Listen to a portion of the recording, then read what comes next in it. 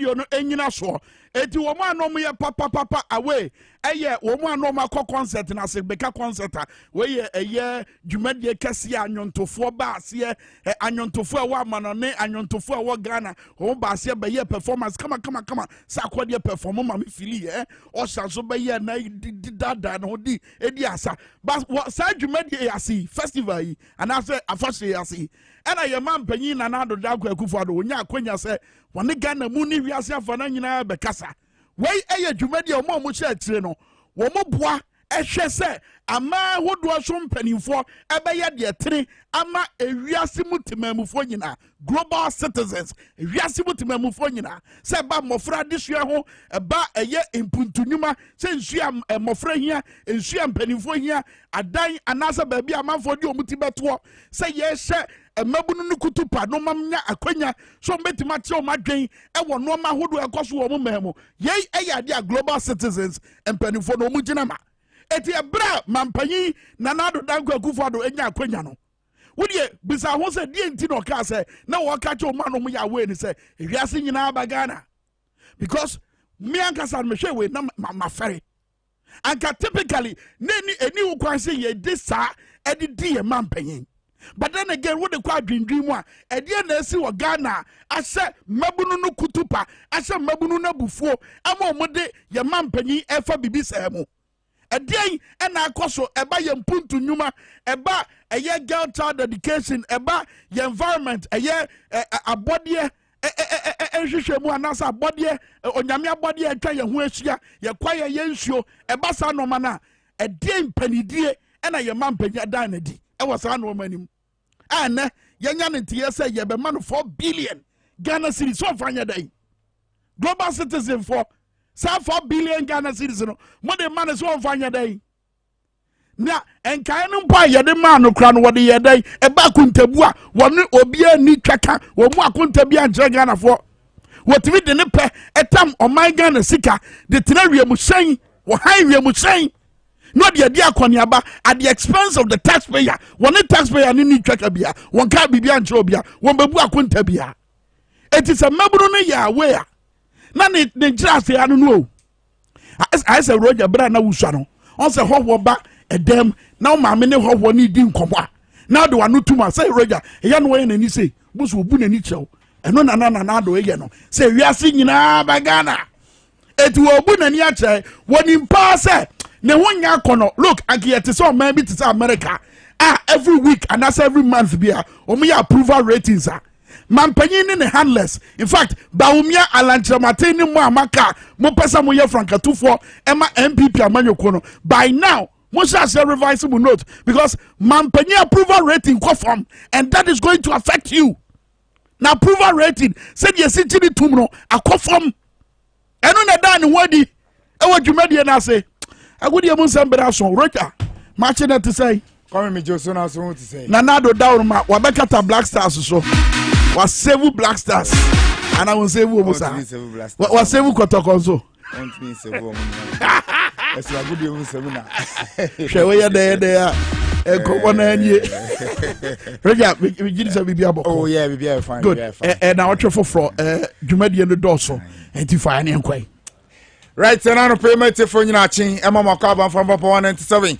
Ponana from Sana Film said, Nano Peso TV, so that Nasabri was Sugu so. And I good with some Ayabano, I'm on the feed, Abobano, and I don't pay Edimo or job as platform Kasiebo so between Eddie Roger Mano from the Sports Monarch. Hello, Kokuna, and I prepare British my boat Taylor, and I could do for so many 8 and I don't pay.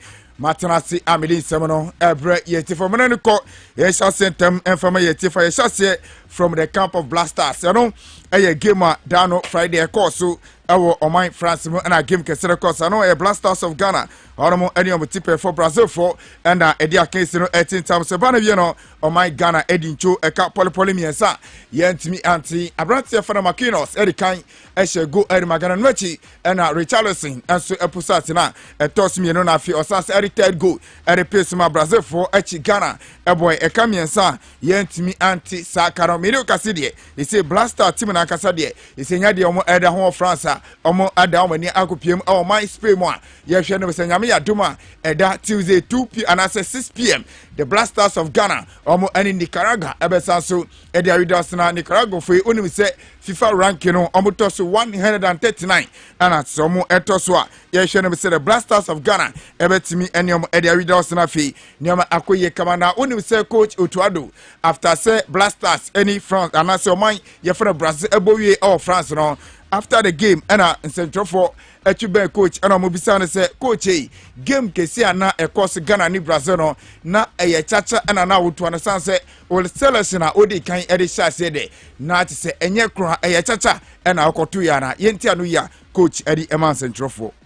I think what determines my decision will be the next month, the performance of the players in their clubs. Then also it's about how Portugal plays. It's not only about I think also I made some mistakes today, and I can learn from this, and we will hopefully. Odo dia tujwa area fa game a eno course na nochi na wasaso akasa kra afa the second half ni entia na sana performance na eye kakra si first half no eno so otoado ekasa edifa no se chichirimu si. Good set pieces. This is the number one. So especially the first goal was too easy, and this breaks something. So the first set piece was first, and the second thing was a little bit more defensive work, closing gaps. We know that they're good in combining and playing in between the lines, and now it's perfect in that, and they're very good. One more was defensively, and then also stop more balls in between the lines, and therefore we really, especially against Brazil, we really have to work hard, and I think. I know yes, some Blasters head coach Ura Otuado edi atujwa edi afankugwa Ghana eni Brazil edi shiemu atise yediye na ne kwakremu asaso akase kakra achechiremu edi afa players edubako a eno so opiki ye nienti a opiki sa players na fi humiliation a eno so epiem no so no eno so akasaye edi fa won se eye friendly game omu se kugwa abade nemum ohwenim se Ghana next game a eno ebekoso no ne obetimi atutu ne ma ye no se nsema okan de fa no ho. Team was in all the team was bad. If you lose 3-0, you're bad. I was very disappointed, especially with the set pieces, defensive set pieces. Even though they had a lot of chances, we were a bit lucky in some situations. They didn't score. To collect 2 goals on set pieces, I'm very, very unhappy. Never a gamble, you know. It's a decision of a lot of complex things. So we have new players and team, but also I think they should deserve to come into the first 11. And the others did well, the matches before, and so for us, I thought it's a good situation. We have pressure from the bank because new people are there who are very, very solid in Europe.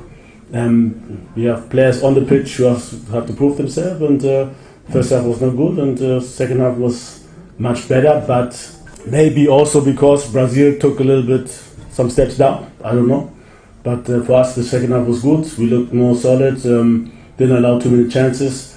And I think the second half is what we're looking up to against the FIFA World Ranked team number 1.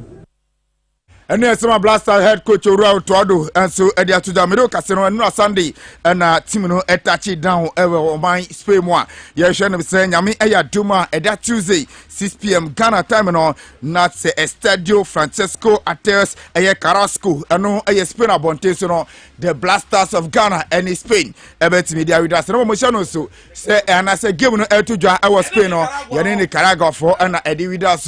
Yes, I'm saying game no ebet me akos no motion so say enya dia Thomas Tepate wetimi adwane team no anu yensema yate nochi yate say another player ono senya dia woro say adwane team no omunyina se awremu ewo Spain te no yensema efi the Blasters of Ghana camp at se no so abara on sem emati for na yeka Blasters un se sebe no ono be se efi for no guso pushi se World Cup e be kono ebetimi anya players European na afio mako giremo e dia ma o my Ghana na another reporter e ba ne se Ghana ni abrante for na Jeremy Frimpong amene Middle Kase reporter eba say per focus wa onomo push say wono so ebetimi association in nationality na wono so abegirem na the Blasters of Ghana ye World Cup ye kono wono so betimi amabegirem esi akantie go so ehwe no say Jeremy Ejekum Frimpong awosina kan awo oman fene say Germany no wono so betimi abana fi Blasters ababesi akan edi ama oman Ghana te no ye reporter and say bana wonim say Blasters kase nechi efi Ghana ana nechi efi Netherlands per for hwe no say nema koye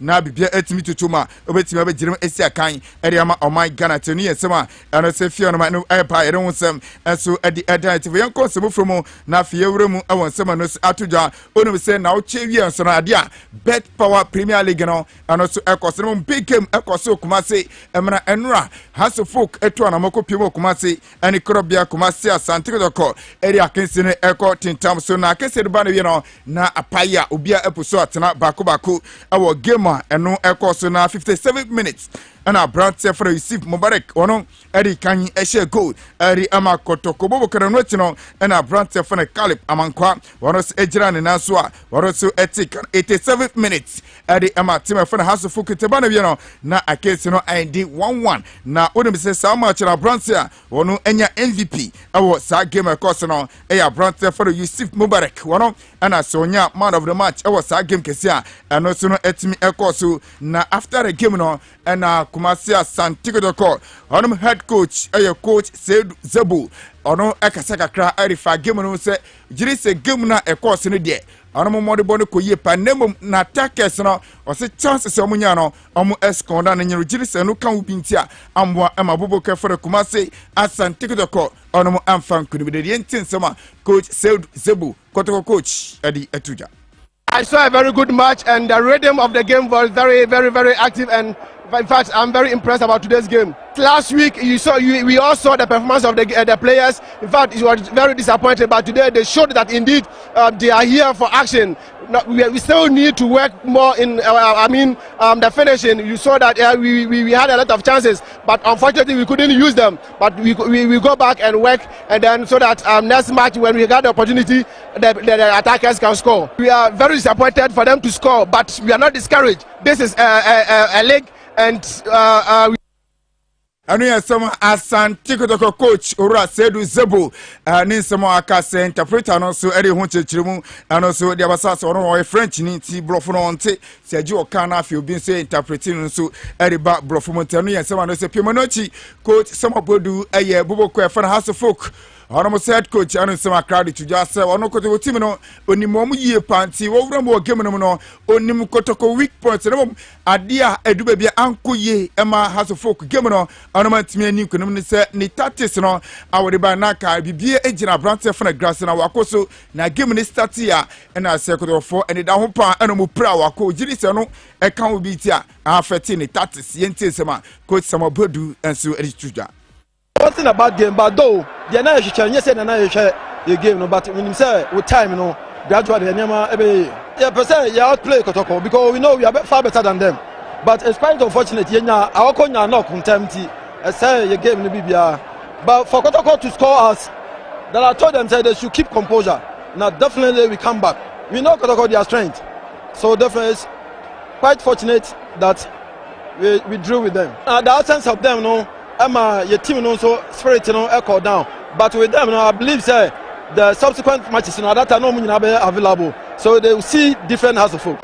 Me because this is not how I want my boys to be, but then it's rather look. And here some coach Samuel Bodu ono House of Folk ono coach and some ono so edi atuja na enra place omo hyase erema both club no say na ho semte good power Timon ayi wono na we yesa hene wono eda atenemo edi ma House of Folk nochi na brante for Yakubu Zakari wono so ejirem esaka na fe kunedu yadom Garrison awako na fe brante for Kojo Obi Junior Kaba Calip Amankwa na fe Isaac Mensa Dennis Nkrumah Kosa na fe Eric So Suraj Sedo omo ye place ono mo sedu bebi no na fa Mata Mohammed ono ebe jiremu ebe si akensi be Sasana Benjamin York omo nyina ebe mo nyina ebe si akensi has eye changes awodopi ewo game no madu be no eno timi bua mo so enya equalizer no second half omo so mo jiremu esi akan no ede Emma Santikotoko Danla Ibrahim Eshase Augustine e Japan afia Brantia yefana John Tedeku and Yusuf Mubarak the goal scorer and Sheriff Mohammed Richard Bodu Agadas wono anana eye sign Enoch Morrison Brantia fana se eye Eric Zezi wono se ejirem Esaka Seven Amankuna and Isaac Opona fe Steve Makwela wo eye players anura wono Eshase Erima Bobokwa yefana se eye Kumasi Asantikoto other games eno ekos ne se na results ni tie Accra Lions etnefi omo edin kreme kabako down Friday ema Tamale City ono entimanti Dominic Nsobila ono ana 9 minutes opposite satna no nwachi Great Olympics Saturday omo se etrefe chicken face ebomo kabako ono entimanti Emmanuel Mensa ono ana epusatna ewo sa match ma MVP eko ayirma Emmanuel Ajimabedu ewo sa game course na fienura Diana Stars etrefe ne Samates enso ebo 2-2 Abrante fana Sam Adam eshego edi Diana Stars na fi Kwame Adumu Frimpong omo ye 2 players omo she goals no edi Emma Diana Stars Samates no Emmanuel Kayeke and afi Sedu Abubakar omo so na she 2 goals no edi Emma Samates be bi ni Gold Stars etrefe di nkene kabako a Bechem United onomo intimate Michael Enu wano ene pusatena awa sa game course Kotokroas omo trefe ne Swaterman FC obi antimi anhye be no mu Kotokroas onomo anya parity boy Emma Swaterman goalkeeper esevu sa penalty no ena enya man of the match awa sa game on the Legon Cities omo ekochi Red Tamale United ebo makabako a onomo intimate Abrantia yefona Nasiru Eyemoru wano ene timi pusatena 54th minute na eye free kick bia na FA pa na say goal of the season anyanwa say sa go no ebetimi enso apribia no yensema and say Pimo Kaolela United edi krema kamye no Dreams FC enso intimate Kevin Mati Ando wano epusatena na fe Enoch Aglenyon womo na she 2 goals no edi Emma Kaolela United Asante Doko ani has game no eno ekoye 1-1 Yusuf Mubarak and afi Caleb Amankwa womo na she 2 goals no so awasa game no ekose na nyame aduma de owuram awo Doma Parka Brekum Chelsea betene fie ene Mediama Sporting Club enso edi Awida senu ye game eno so ebetimi so abaso kama so far no say and a league table no etie Diana Stars at the top ekuta 7 points and an your touch me no Great Olympics I say ekuta 7 points and afi Kalela touch me sa ekuta 6 points Mediama Sporting Club etos na ekuta 6 points and afi num eye tima ye fana say Accra Lions I say ekuta 6 points Legon Cities ekuta 6 points etos sia enso eye Dreams ekuta 6 points ngotwe eye Brekum Chelsea ekuta 4 points so Atraman etos enkron ekuta 4 points Kotokura Tosudu ekuta 4 points Samates Edubako ekuta 3 points Gold Stars Edumienu ekuta 3 points Hansefoko Dumiensa ekuta 2 points Kotoko enso etosudu na ya omukuta 1 point na fe Edunum eye Red Tamale United onom ekuta 1 point omo so etosudu num dunsa eye Bechem United omo any points dunso eye Tamale City onom so any points na fe Dumotwe eye Kimfesa omo so any points bia the next game and ebetimi ambaso no 29th of this month ya no say na fixtures na tie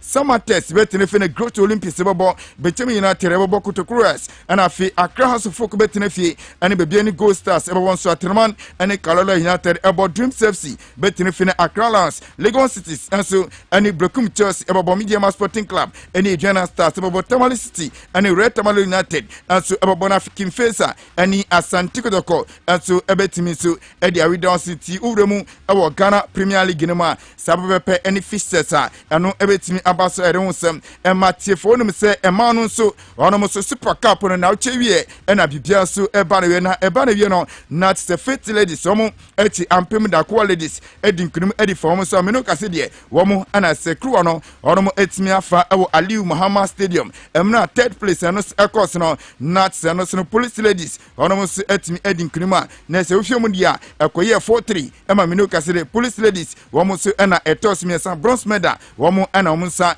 etimi kana ni odi nkunum afa kruwa no enya 15,000 Ghana cedis ana ni otos mi no wono so enya 8,000 Ghana cedis ana fi ni otos miensa wono enya 5,000 Ghana cedis nteno eye nioma no so na sika ano si epiemu efa ne no so edi nkunum na mom individual awards bia ano so na course na se netie ya dia owremu our fit ladies onom akatia onom player ana enya most valuable player our tournament ma na se efia nyame ono ena timi enya MVP ewo game kese kose no chi owura mu sira best goalkeeper enso ekord ma beauty abena Julius ono so ena ne sanso etimi ekanye eno eye ne no so etimi epiem kama na fi owura mu sira net se abaya fana se Princess Usu ono so Fabulous Ladies ono so ena emeji as a top scorer ono ehye 8 goals ewo jumede kese no se etimi so ekoso so ono na fi best goalkeeper enso eko erima Mary Nikwe ono so ena ne sanso etimi kana fi best coach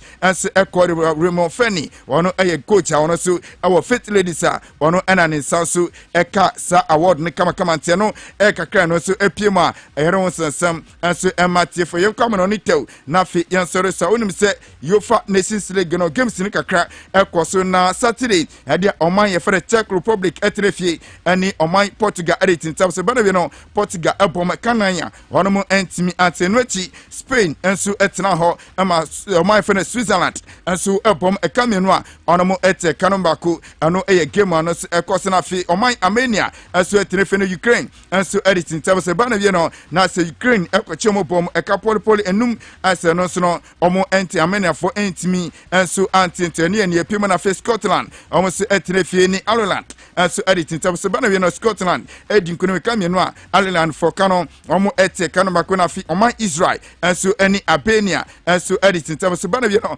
na se Israel edin kuno kamenu a Albania omo se ete kanombako na Slovakia enso eni Norway se edipim se bana bi no Slovakia edin kuno kamenu a Norway ete kanombako na fi oman aye from Serbia enso eni Sweden editing tab so Serbia ebom ekanaya onomo so ete kanamo bako enteno eye resource bia eno so epiem hono na fi other resource eno so epiem no necessary ni eno so ahonsam so esi ete oman aye from se eye Cyprus etrefi ani oman from se Greece and said we do se bana bi no Cyprus edin kunme kabako a Greece for entimi so antenteno e kakra eno so epiem na fi international friendly games bi enso ekoso dano Saturday sei ena honsam sitie Argentina ne Honduras edipim se bana bi no nesa Argentina ebom kamiensa onom so entimi anti ano eye match bakwa ane se piem na no ahie pa eno etine oman fene se eye Singapore omo se etrefe in India enso edi video se bana bi no nesa oye game no so no ekoye 1-1 enso eno so a atumi epiem teno eye results kakebi epiem no Sunday international nesa uremu a Europe games kakra course no se na honsam esitie oman Austria etrefe ne Croatia edipim so ede oman Croatia ekohye kamiensa onomo ete kanoma na fi Denmark enso eti France ebom kamienu a France for entimi so anti Yofa Nations League enos ekos Netherlands enso eni Belgium enso edipim so enos bana we no Netherlands ekochi Belgium ebom kabako a omo so entimi anti na fi Wales enso etene fi ema oman fene Poland ekohye kabako a onomo so entimi so anti honomo nweti no oman fene Luxembourg ene Lithuania enso edipim so enos Luxembourg ekohye kabako a onomo so entimi so anti ewo honomo nweti Azerbaijan ene Kazakhstan so edipim so bana we no Azerbaijan ekobom kamiensa onomo so entimi anti na fi Slovakia so etene fi ne Belarus enso edipim so eno so ekoye 1-1 eno eye game back eno ekos Andorra enso ene Latvia editing so mano so ekoye 1-1 afi Moldova enso ene Liechtenstein enso edividal so no eno so Moldova edin kono kamienu a Liechtenstein enso entimi enso anti teno eye games kakra bi ekos na international friendly games kakra so ekos ma Mexico ani Peru edipim so no so no Mexico echi Peru bom kabako a ornament mat New Zealand ani Australia so edipim so ema Australia bom kamienu a omo se kano omo etumi enso anti na fi Niger ani Liberia enso editing so ema no so no ekondi 0-0 enteno eye games bia eno akos ere honsam ama yeti 40 fa se mani nyina nsi na fi enano pe yensore so na jobase ento asana pe our power 97.9 FM so midin Eddie Roger Imano from the Sports Monarch nana prempe hello koku na afi kodufosu na afi abrante fene ebotela omunyina ebomachidom ema nano pe be de semani nyina ba midin Eddie Roger Imano from the Sports Monarch sabrede kwami any team nyina aye krado a jobase na na somebody to aso eriama mu no. That's right, Roger be da say agudi em nsem no de bre ya no pay e wo jobase jumade so power 97.9 last two Execution Entertainment. No ateta me da se wodi achi waso uja den on Facebook like Power 979 and I tell you wise and so say if we are singing Bagana Papa Sly also this current MPP government led by Kufuado the destroyer Baumia the liar The Ofoyata the liar are the worst and corrupt type since Ghana gained independence. Sly, Greta Crow, one of the message we buy. ABC relax or best man one about Buama with you know. Etimada so come on. I was saying you need to me home. That three you went to me home. You said you know Begin so. Most were Ginasuna Ayasaka too. And a baby Abeko be Obiampo anymore. Now the ABC hair relax at you Tina. A Babuama 3 you know, and ya one day. Now that so come on. Na you and him ne pie. About when you yam and ne utini. Etina supermarkets and a so a year cosmetic shop be Abecombia. Ubenya ABC hair relax Abiato. Was it feel good because with ABC you'll be all day see a rhyme. Ukura ABC a one ye behu ye hu obia. Etigana me munkuno no mutinwi nkuno no faye uti fatwu uti atriwi ne naso. Ene eye a bibi man sini omo ofie baako omo nyina team eye Afro Cine Network eye XYZ Broadcasting Limited ye TV station fofora ye dia ba Ghana for nyina agiatum a bibi man nyina agiatum esaka woni atwa sere be ya obeba abeka abusua no ho eye Afro Cine kai said ye wonya ne HG Plus decoder HG Plus decoder no so a simple ko Electroland showroom anase multi TV dealer bia mani be install bi ma said be ya bibi man sini ahodo ne nyomo ahodo no wonso betimi ahwe na wetimi ede agege wani high definition ani eye wan te se mo amohwe HG Plus na mohwe TV XYZ mo betimi ade adanse se ani da ho men mama so pembo so behu ani da ho say wan sa feeling experience no and abenya se onya eye HG Plus now to me share Afro Cine was channel 115 e wo HG Plus decoder no so was the Afro Cine the Tales of Africa exclusively on HG Plus the feeling experience. That's right, come on.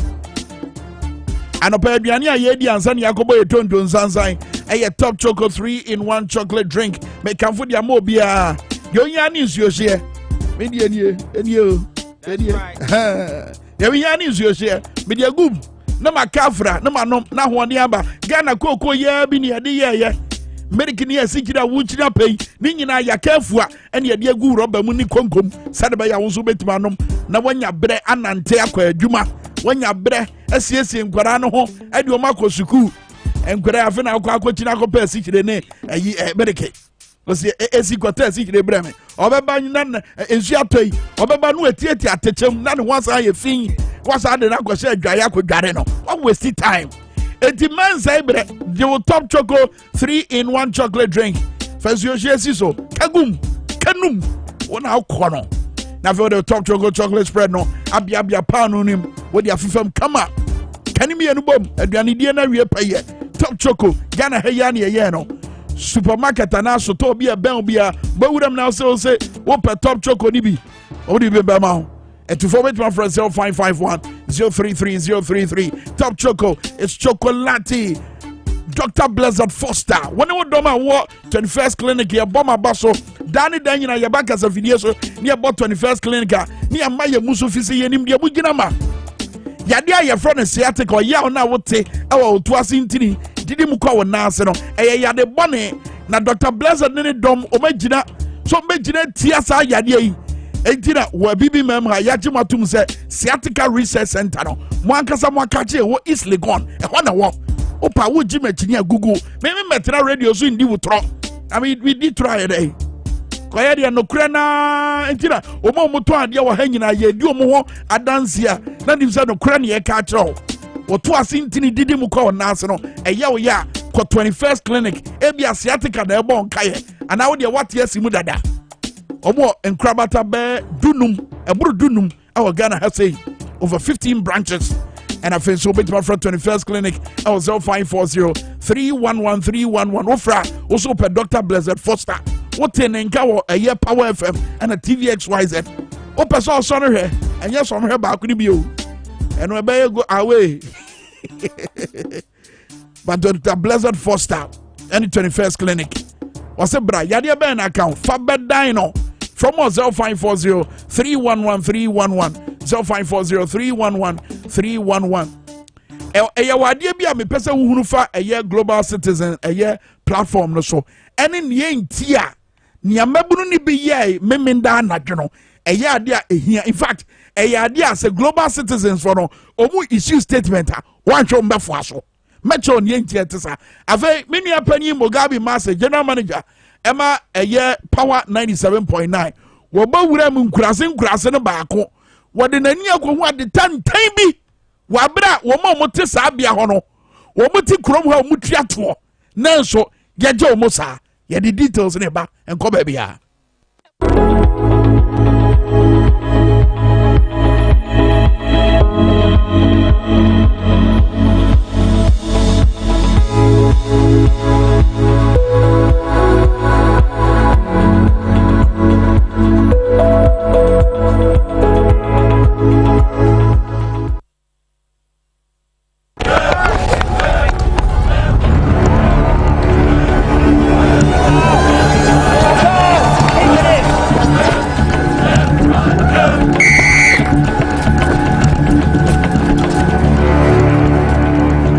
We are one man short.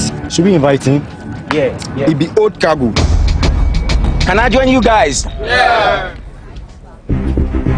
Always drink fresh, natural eggs, mineral water.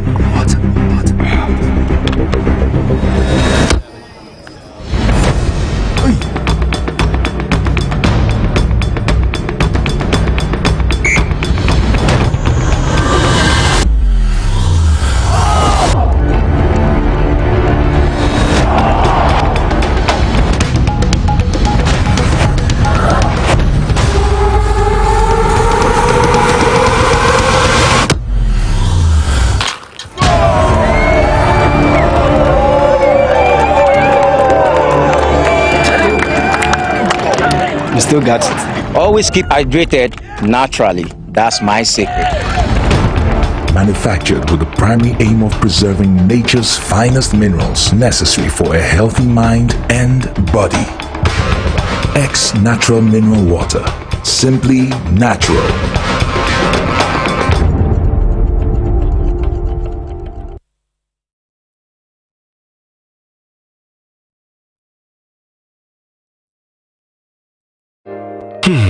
Ifa kura na menyisika edia ye mefui. Ehin fa na menya bosia edia tre medwuma yimu. Kai kura mabre mi ye bosia ato taxi fofo. Suhum Rural Bank. Suhum Rural Bank.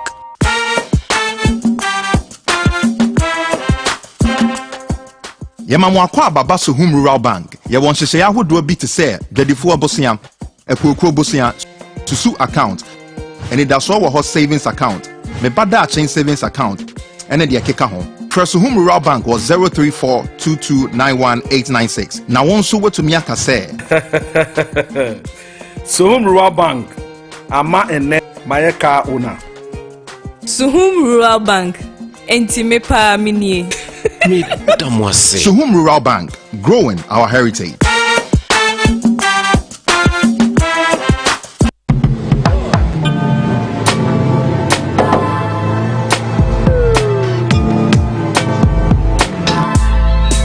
Welcome to Auto Check Vehicle Diagnostic and Licensing Center.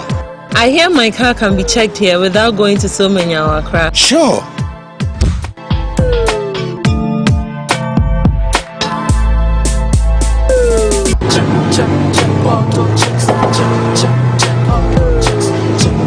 Emission, check. Alignment, check.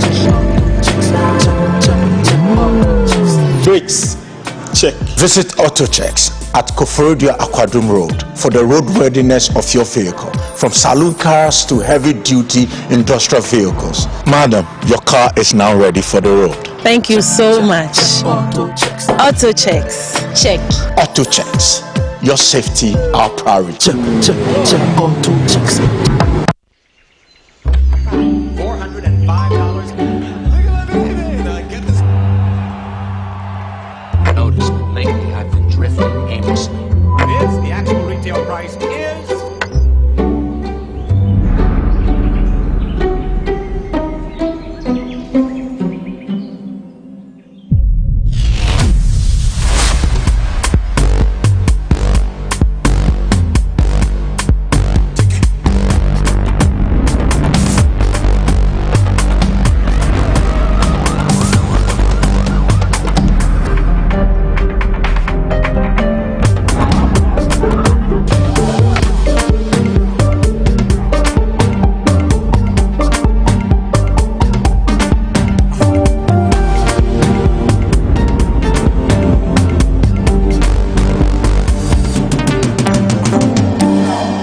Cine, exclusively on HG Plus Channel 115.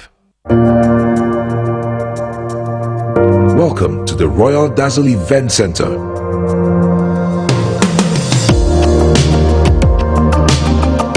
With a lush and well-maintained lawn and garden, you are assured of the best serene and comfortable atmosphere to organize all your family and social events.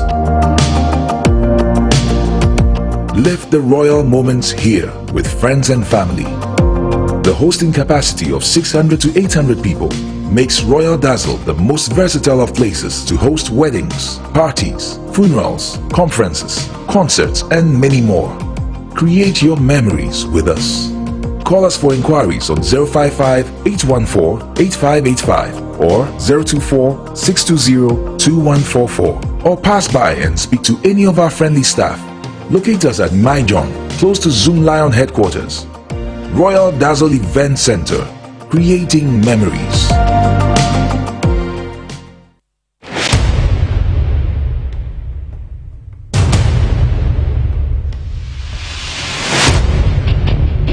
The average human body mass should have at least 60% water for optimal performance in any physical or mental exercise.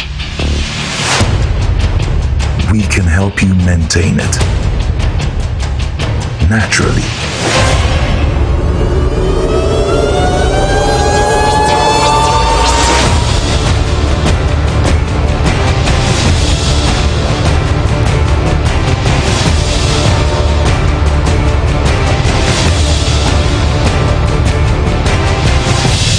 X Natural Mineral Water. Simply natural.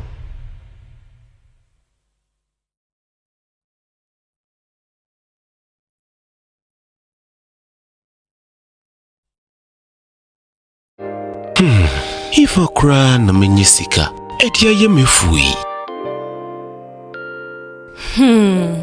Ehin fa na menya bosia, edia tre medwuma yimu. Kai kra mabre, mi ye busia ato taxi fufu. Suhum Rural Bank. Suhum Rural Bank.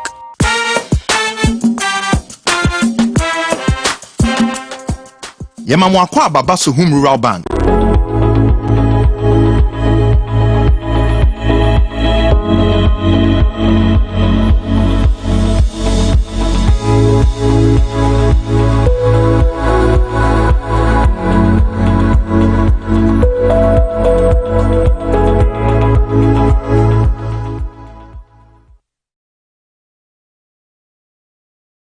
Na sawuti konkoya na trasa samaba na sawuti konkoya na trasa samaba na sawuti konkoya na trasa samaba na sawuti konkoya na trasa samaba.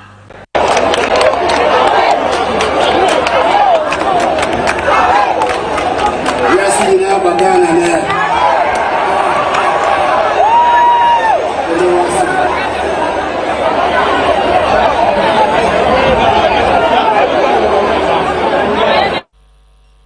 Yao.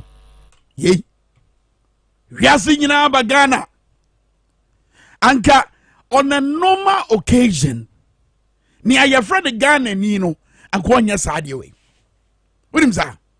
Ghana for your abotre pa. Se Ghana ni beye bibi sa. Se obeye bibi e de tia pani anase ode pani anim betwetwe fam ana obeye bibi a ebe ma pani anim agu ase no. Typically Ghana ni no already sude ne banya saade we yentanye. Ede na ama Ghana ni na de wadu sam pempenso no. Baby na nanado dankwa akufo ado Ghana mampanyi e kasa ye Black Star Square, Independence Square.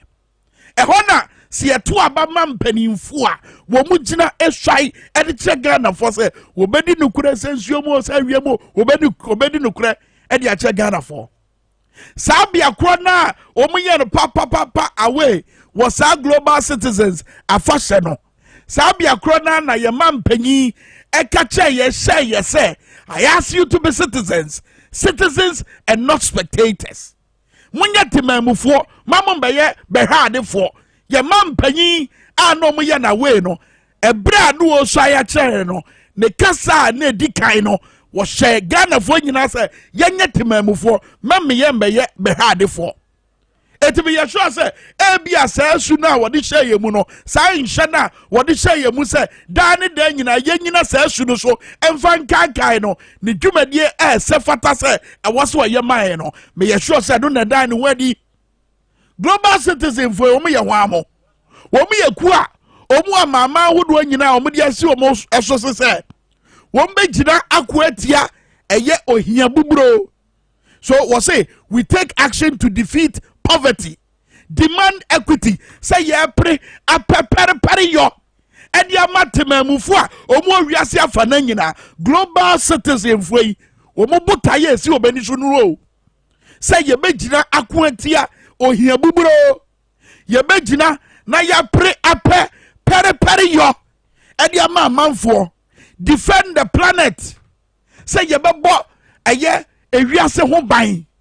Titru sa oba Ghana hasaya enam gadam senti hwede ye sase ne ye kwaya ye mesa fa video no to so make kasa nya wo de dimachi di kasa na chi na ho kronkron no enkenya no ma fa videos no to so di kasa na chi Peter she eba ye ba Ghana hasaya gadam se ye man panya tena ho ama kwan ama obi a wono kra frɛ no eye the nickname for galamsey no yetimi atina ha say aye nhwehan amoma be di bone dia say yensuo ne ye kwaye yensase kokon fuo ama edubone ena ewura yensuo ma ebi ewura ensuo mu namu ama say yanhwe ya emire bi beba Ghana for be sase ayade bone bi a ye dwene ho ayente ase edem sire medase videos ye yi aye ye kwaye said ye see ede gadam say esi no.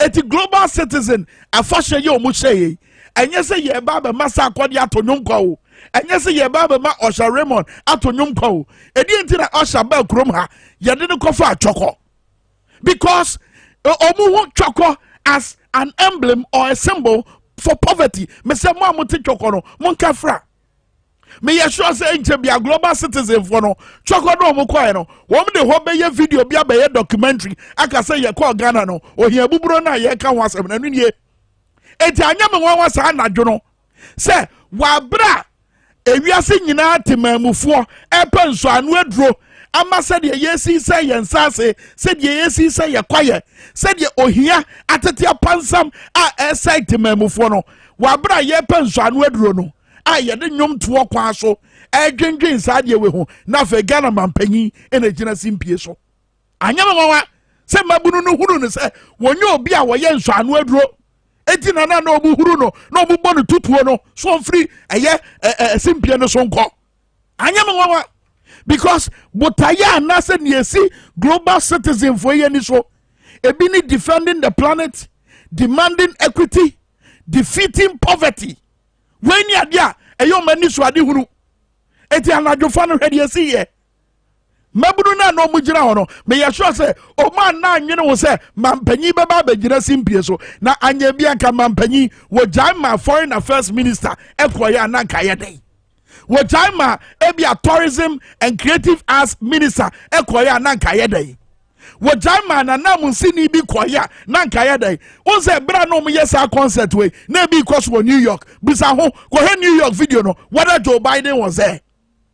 Mampanyi na kra ka se nia ekos wo Ghana no eso chain the ekos wo New York eti mampanyi kwana kohwe New York video no whether Joe Biden was there wa fefu na wo bo omudin wa bra na wo gina simpie no so no kohwe videos no de na ekos wo Johannesburg kohwe se whether President Ramaphosa of South Africa no gina simpie so ye bibi no gina simpie so ye bibi Bena boy Grahifa no ko perform here was in Nigeria or South Africa. The same global citizen afashe event here be ase. Na mampanyi akogina simpie so at that time no Ghana babunu ne da na di say they said ya fono no apem want to mean to say enter ho enya hwan na papa yi a yato no so aba so mbehwe na wonni hia so no ena wama ohia kan obia global citizen for yi omu event wie ye omo aboabo sika no 2.4 billion US dollars wona ne ba eye Ghana sika mu a omate eye 44 billion edi ama Ghana yatimu 4 billion Ghana cedis no 44 billion yatimu 44 billion Ghana cedis edi ama Ghana wonim de yesi Ghana mfanko he mampanyi ya yebo no tutui ni ayese wonfanko ne se wonfanye ensiseye a ebegire tia ohia afiya fasei na baabi o mani kire eye kwan a yebetima faso se wiase ni abo yensa ase ye kwan ye Yesu ho ban kwan a yebetima faso na yetu ohia buburo ase mampanyi obegina simpie so yi was it really an emblem or symbol for ending or eradicating poverty? Me say you video ni bio de na na abante ni gina kire de o yi sisi no say you bio na fe ye ko eye emfato hu bia megina so de akire say Ghana na ye wo mu no nie nti amanfo buafu no eno ne no ma me de ba ba cho ba we tie we for the last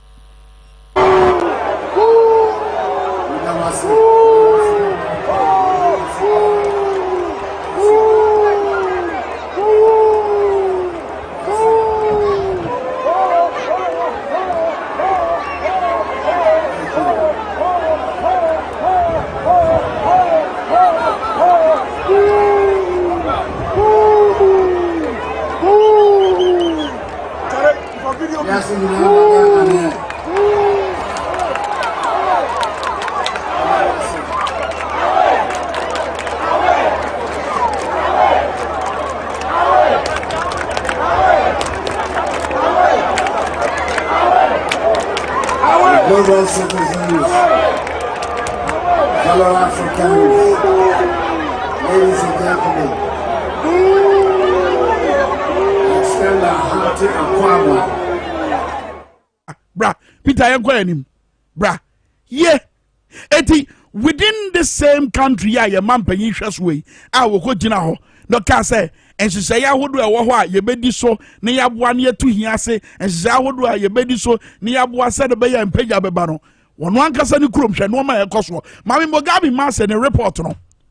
Name report no, quiet war, yeah, Sabia, on Mammy's our report no, Yentia, you is here. Mogabi Mass, General Manager, Power FM, Yanko.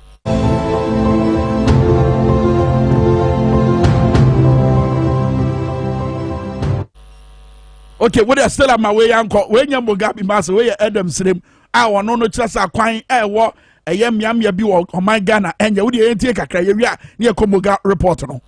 So it is situated between Servibodi and Servia Contombra, and the road from Servibodi to this area near Sem is a very, very terrible road. When it rains, it takes days for the waters to recede, and it becomes very unmotorable for motorbikes, for tricycles, and for vehicles. Even those who have four-wheel drives, it is difficult for them. I freelance journalist. One church said the acquire was a Dino, a city 979 Facebook Live, ending and eradicating poverty. No. Say your global citizen oma any swadi huna mampanyin na nado danko akufo one kasa woman mu no say na city e wo share free 2019 besi ne say afini nyina no na year of rose 2019 na year of rose 2020 na year of rose 2021 year of rose 2022 eso year of rose hwe say dia kwan city e hwe say dia ye kwaye ni yensu asia say city e afa mame Mugabe mass report no yetie and also your chrome hair.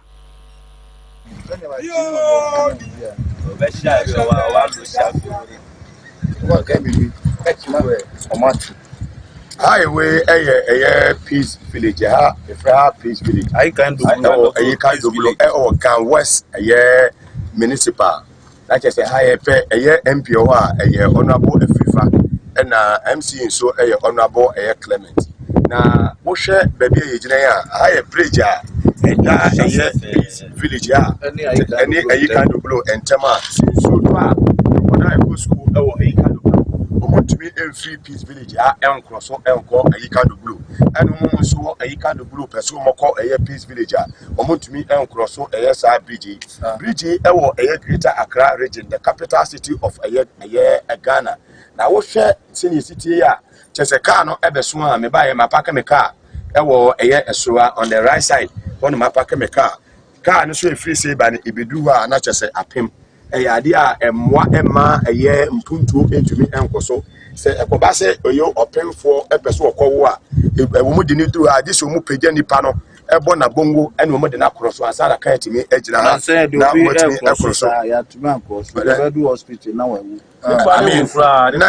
me bedu hey me ne nananom ayefo mpanimfo a wo mo wo ayika do buru mu bi na ewa ha ye wo yenua panyi azonto ewa ha sanso na nkoso hene ene panyi Nicholas omo nyina ho imam so ewa ha ya chese bedu hey wo mo frɛ me wo fie sɛ enema bi koso wo mo patam ho mo pese ye ma Ghana fo nyina ehu na that 21st century ni da so hu we dia na chese koya na ase ye ba ye year of rose no ye wo hen ya ye hu a ye tenkran we ye nkran na ye hwɛ enemrim pa bridge that is say ewon kran entabo we enesi amanfo efa so ti hwɛ imagine say we school for fasa entabo we so a na omo kwa na ase omo eba mi bedu asesi ye no na ya de so mo gina ha no wo afa bridge mafo ye bedu he ya wo ene mo kuno premier kase pa na yakuna woda we na che say saban no entwa nani ama mehwete memofo a wo mo ayika dubulo peace village na o masam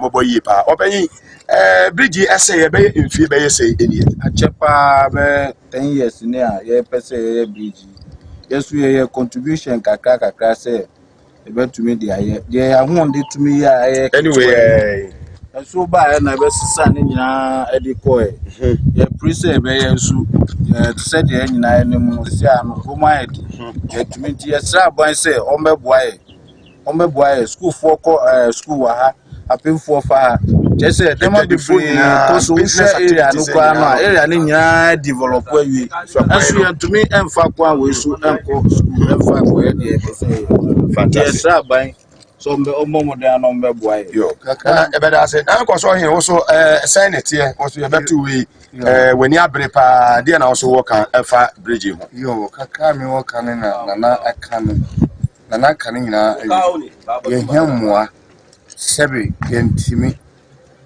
formula di emai aban no on tiede na eka on twa nani me fantastic na also yesi me ko bi man ka bi eja wo so de na wo ka fa ho so de na ka no no kware because who cause di mai enti aban no mfa nani emehwe se de ebe no a obi abanya awuta na kwara betimi akosu na manfo kokodi dwa eko eba no mo nso no omo betumi enya kwan papa afa so yo hi we can see pa sa kwan we elenke eko kasoa asalaja ene ne patamu nyina Mugabe Massive TV SYZ ene Power FM medasi eti Mugabe Massive no general manager ma Power FM wono na de Simon boy eba eti se global citizen for ehye farmer eso Ghana for so a anka ye mampanyi wo begina simpie so no anka wo bibi de kire anka wo manfo embo tutuo ni enti a wo manfo bo tutuo ni bi nie on the Kasiebo peace village afefa school dan to so and na 21st century Ghana he ba bia mo fresh ade global citizen for no wo mu gina ho se enoma sei a emma pere yo enoma sei a emma etiyentem emma sikafo ye sikafo ehiafo ye ehiafo na kwa be do mo ntem no a mo pese wo mo bridge sa gap no enoma sei time mo eno no mo gina tia say obi bedi here eno na global citizens no wo mu gina tia so me anya me nwanwa say on that platform because of principles any near global citizens for no ejina mano mampanyi bejina ho Ghana for nim say no mo mamu city no anya me nwanwa da say manfo ball tutuo 21st century Ghana kala bia mo fresh ade e mo fra na anu ya na obo fiti ase suku wo mu bia suku kwana kwahwe besi na capitation wasi yede ma achachefo ne suku mpanifo no yemfa ma omo ama achachefo na to omu botom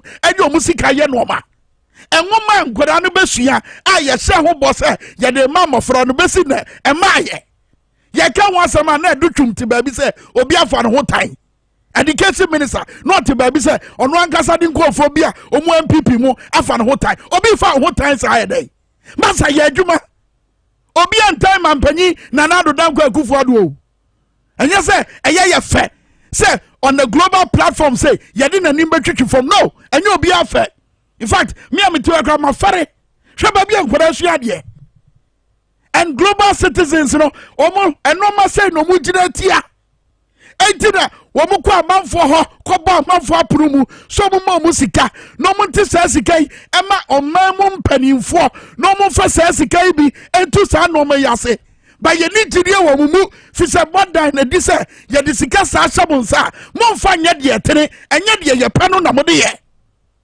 enye de ye pe hwe nuane ankora di look at the food they are eating hwe nuane o mu de Nati kroma politics akata wani wo hunu we say eye bibia ye di di unia wo hunu say eye bibia ye di obi ba aka wan kasa oba ene ye di we di na ebe ode wan kasa oba ene ye di yaka di we edi na ebe ye ode empanifo mu kroma nyina wo mo makọ suku akese o mu twa fees akese wo mo ma enko saito yi bi etobo hunu de akoso akwantantan ya ye ne na namso yi wo mo namso bi etobo nim wo mo namso kro mo de cancer kase a wo mo ka akoba ne kase eno no mo de nam akwan yi so sunsun kronkron ne kasa enie eti Ghana global citizen de wugire tia no ene yi hu foni akere mo global citizens say you want to eradicate poverty, this is poverty. You want to ensure equity, this is Ghana's narrative as far as equity is concerned. This is equity. The man that you have so much trust in, our money people were booing at him. No, it is for no reason. No, this is the reason why he was being booed at. Ghana's president. This is the reason why people booed at him. Pa. Abansere ewo Brekum West.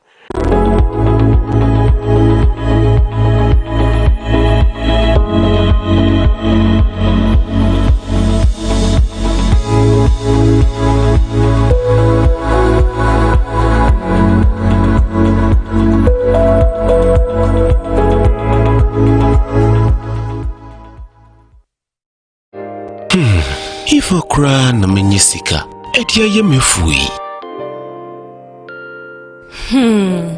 Ehin fa na menya bosia, edia tre medwuma yimu. Kai kra mabre, mi ye busia ato taxi fufu. Suhum Rural Bank. Suhum Rural Bank.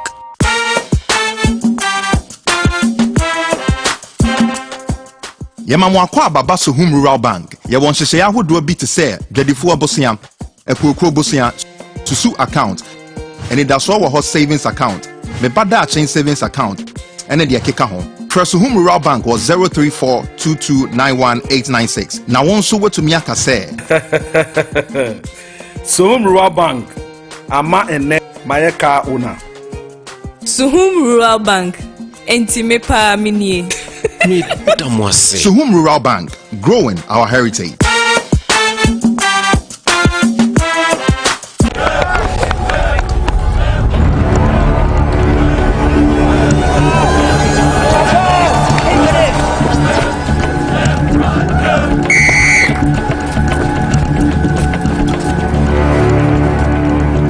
We are one man short. Should we invite him? Yeah. It be old cargo. Can I join you guys? Yeah. Always brave, fresh, natural, eggs, mineral, water.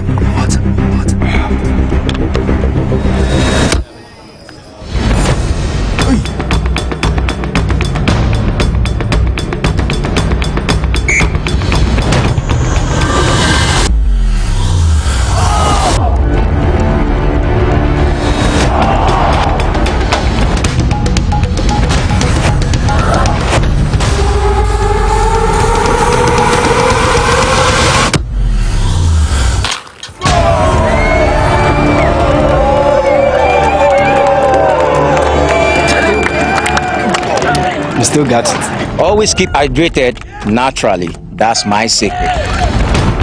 manufactured with the primary aim of preserving nature's finest minerals necessary for a healthy mind and body. X Natural Mineral Water. Simply natural.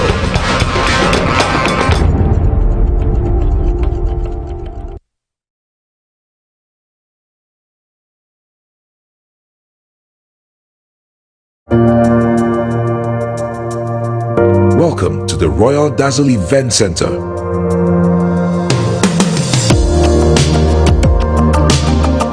With a lush and well-maintained lawn and garden, you are assured of the best serene and comfortable atmosphere to organize all your family and social events.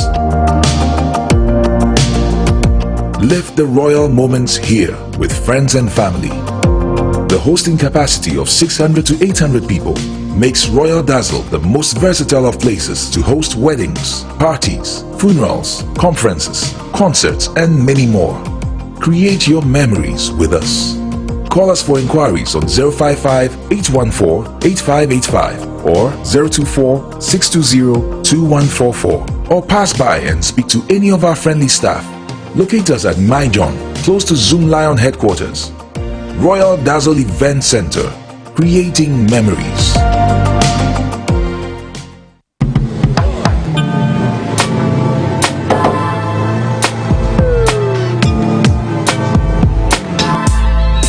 Welcome to AutoCheck Vehicle Diagnostic and Licensing Center. I hear my car can be checked here without going to so many Accra. Sure.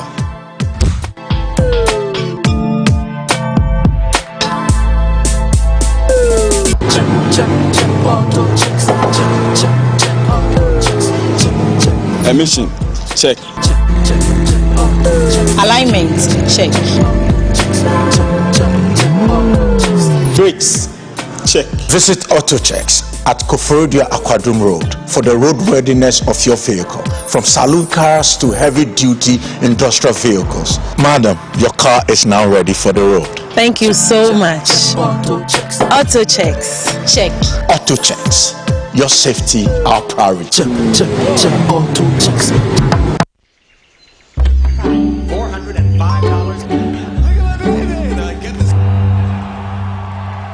Notice lately I've been drifting aimlessly. Bids, the actual retail price is...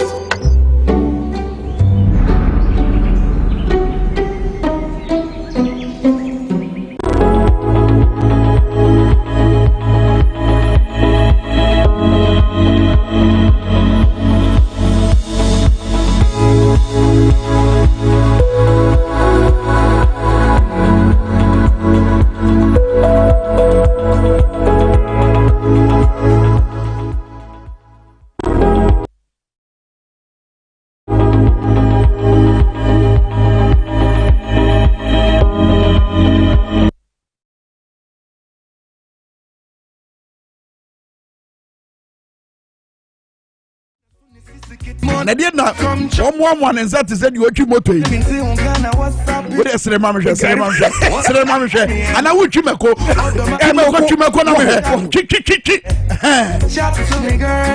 sɛ nyɛ mɛko a ebia moto na wotwie wosɛ tama menni bi no wode aseɛ na ɔdeɛ yi na ɔyɛ dɛ na ɔtwi mɔko ma me wode aseɛ menni bi no na ɔmene ne fi ase no ɔnti ɔyɛ my own mɔfaya ɔyɛ madi wankasa wode wode obiaa mpere ho ɔne deɛ mrs na ho te sɛ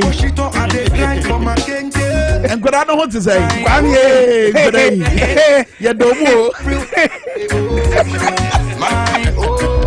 Drop us up 97.9. A Drujada, Agrobianca dem.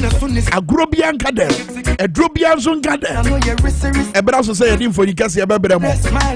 Yano Rissy Yaba Papa and Webby and so much on. Said your normal AC crop. Said your incentive for Abuabuano. I was the one crater anymore.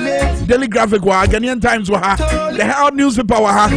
And Catering in our fear her. A crowd acquired Crado. Obama Baby Modia Chum, but as I know, make for Franco Trading Enterprise at the amount. Make out some one a your phone, Papa Perfie. At the phone be our part to be a Papa Pano. Ubenya Franco Trading Enterprise. Say your Nokia, say your G10, say your Samsung, say your iPhone, Papa Baby. And your Franco Trading Enterprise, and I'll be a Toho. Lupuana Mame. That's right. high grade. Samini to say. Samini na Gimpa what to say. A kwamba so near fast why eradicating poverty. A pack away ada. Tale iPhone. Yeah, papa Paribia, a Franco Trading Enterprise. And I feel so Bonframan Uni Franco air conditioners. Say Keguen a babwama with the money you Sabre Ria type way. You Franco air conditioners. It sounds like a papa a check. A bomb from a if you 1.5 horsepower, it goes 2.5 horsepower. Obenyabo Franco Trading Enterprise. That the other one crown is a wood to fear office ubetimine Franco Trading Ediga. Download the Franco Trading app no.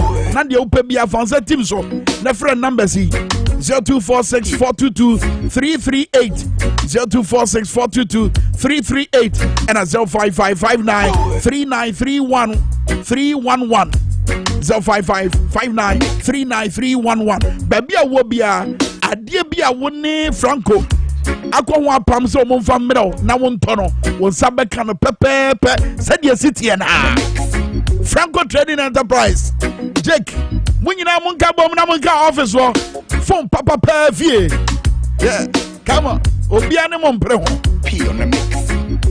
Solag Natural Clinic Dr. Mike Dr. Solomon a doctor for mapa a nurse for mapa omani mute omo akomapa omo adwempa oma ben nyamisro wo mumu dane dan nyina so ba wo hwehwe ba wonya ba enam so anti prayer comes ahodo ehwo ne yachi wa ba omremu duam adane dan nyina ye hwehwe nso gu so ebu okra ye tintaso gu so de no Brad Solag Natural Clinic na Dr. Solag Dr. Solomon one ne dom omomfa abode nyansa penyansa nyame dia dom omoso no momfa pedro bi ma woni ukuru sadabaya mo beti abofra sun wo mu fie na busuani mu atre onyame hye se yenwo na yenhye asase so ma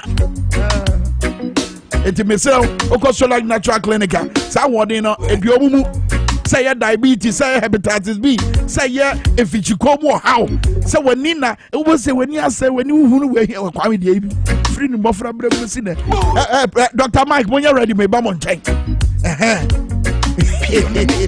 Omo video mo de ba hwaw ye won video a ye de ba miamia atwetwe serve ya moja no ba di afrusa ne ye prostate scan ye fibroid scan afeso yes also check srade na e wa widi anim ya pekwan a ye betima fa so na wo so ate ye ointment massage nyina e wo Solag Natural Clinic Shomachi akwa won cry ha wo kokomlemle omo ben Harvard Senior High School kaswa de old market second bus stop just after the overhead na one Solag Natural Clinic wo obetu from doctor e wo 0553932631 0553932631 and a face 0598170770 Solag Natural Clinic also quality first afa akrada kwaya krado ene wo se blue ejirahoma asundwe akomapa odo ena de bio ene bribia bi akrada akona to say kwame onyam group ngadom memenda bi ede oh chale memenda na du bi ede everybody likes Saturday night everybody likes Saturday night everybody likes Saturday night into the French tout le monde lebu put you next to let it take my heart baby to the baby awobia ye was school then normal way ye this say the trip ye we school ye wuru de emfanya ebia na so ba so after over 20 years I feel that so ba so everybody loves Saturday night but Saturday night bi wo wan hwe ya ene wo be ye wa we o kwame wo so ye okunu uyo obi kuno na wa mu adwuma yi a VIP na kae away uyo mampening na wadwuma bi nso ene ane away chale hey the no see am come chale enie ajay for you need to screen so for video need to screen so obi anhwe the way na lighting so kasa lighting na lighting na tono so na ye purple na ye red bi na ye pink bi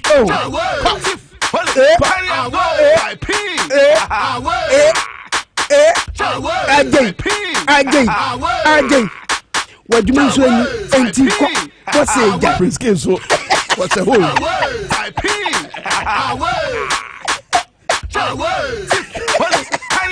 the biggest story in Ghana wajada lupuno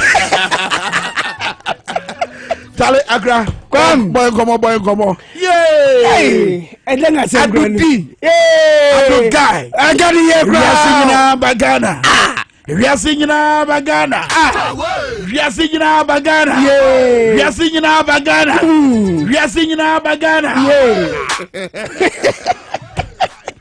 Come Charlie oh na yen mkwasio yes ana me no no yes of mebun o we ye mebun anya mpanyifo mebun a won akohia wiase afa ne nyina won abehia wa Ghana na wo se Ghana ye mampanin wadwuma nso eni ugina ofiase na Ghana mebun se pa away enya dipa enchira dipa Auntie Gladys the way away Auntie Gladys me watching lovely Auntie Gladys who say oye mame pa nufu pa madidi me nufu pa me yenom Auntie Gladys we global citizen oye global citizen papa uyo gbo onye spectator uye ba ko pe ude nufu a mami mi tia o ena no pe wo mami mu ayedu lovely Auntie Gladys uye lovely Uno you lovely agasano. The real lovely. Yeah, it was mad Gladys. None of baby child. You do all mommy. Etikwami. Charlie. Ghana young abako semu. O mampenyin bi akogina simpie so. Ewo amanse nyina gwabo ase. Charlie. Ayebeka say na o mampenin no mebun ebebo no tutu bi atise. Ensida. Eyi ya bakosem.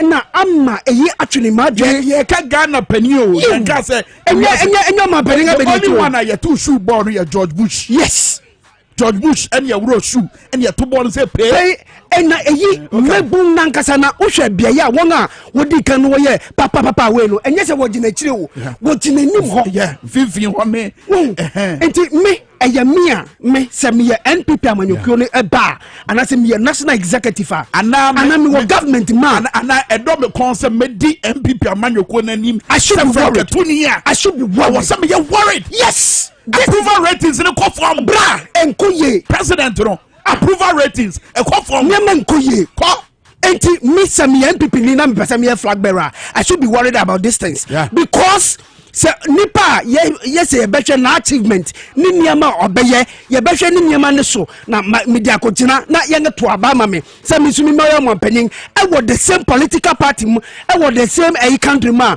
na mampanin no ti adesui na Ghana mebum beye no awe sana kwami sebi eye ni gwase eyade a emua enam se ohwe okay a bra covid ba ye no France wo mampanin enam se na niambom hu nsem bi kwaso ye si ni sotro ye bomba say Ghana enu sam pempe ebufo na ese mabunu ni mu no afei na bra so say asofo no mpanimfo a na no na mo kasa na mu nyina makohye dem no mo piemra na mo nkasa nche mpanimfo no sada ba ya boase to be ba man yi mu Kwame I can tell you with the fact is say yes senya ni esi ana no memedesi yi no enya me nwa say it will come a time Ghana mebun we betina ka tese be o mampanin say sebi say obeka asem boni bi atara na so obebo na na ready see wo yes so am constituency yes ye tutu nsuo a whole minister for parliamentary affairs Charlie baby ye ko dey hu the one in charge of government business I want Ghana ya parliament what nesse ye betima manage anoma no empanifo munni no kre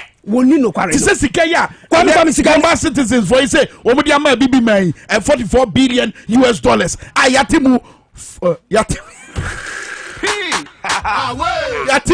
yatimu $4 billion dia bagare kware sika no way oh brother kwame Charlie na ye joda wa mama fe komla do money stand ogbe wa mama fe komla do money stand ogbe onya group on fa komla ni crancy na senior son so ho it senior na no pay kwame sika no I see a question about 40K more paper review. The pressure will come no 1 year you know Mammy called daily graphic na me mamo. Na Ejumedi ba sia eba so man paninko pemu wase oko kasai wo hono ma tell me say ya Ghana mabuya na we no o man panin tell me say $1 billion. That's right. And Ghana ni South Africa yebeka ba chiri ma wode be ye nhihye na sika betimi ba Ghana mabum ekotokum na o tell me say sasi ke say $1 billion. $1 billion. I want to never Ghana sika mo say. Oh pe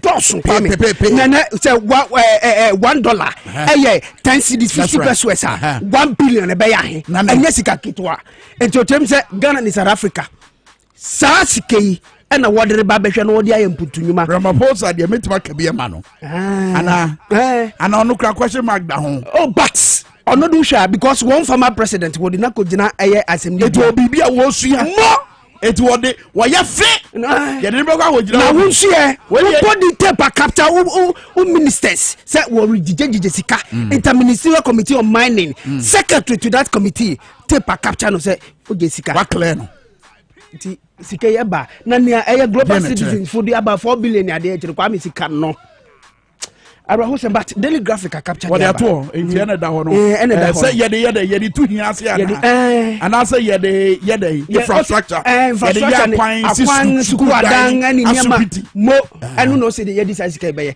but asembisa ni say Usha or Mampanyinga Kufadu ni MPP abang wonga ko drill la General Hospital egufem if you say bi enye chini wonye says sikafofo bizo asangaba enti eyida na chese sika wodi be yadu Ghana fo bisa dibie na wo mu no wo fam pa arahosem enti mo ka no krakra ye hunu eden wo be den hu kwa ma me fa the daily analyst ntwa so na Ghana yenchame hene e wo mrahye begwafi e right honorable speaker SK Bagbin and amanebo according to the Daily Analyst newspaper ochem say Ghana Bar Association Ghana Bar enye ogogoro okay enya we Ghana Bar eye a lawyer for that's right one kabum ku awo maimu and according to paper yi ochem say so na nkasa o lawyer ni nti o say sabe de wajai yewu we no free o say wajai adai we kwiti GBA adai na GBA dem na wori ye ebufu aba o say niam wo ye na mfakwam how niam wori ye sabre won anamotuo ni nyina na kam ya say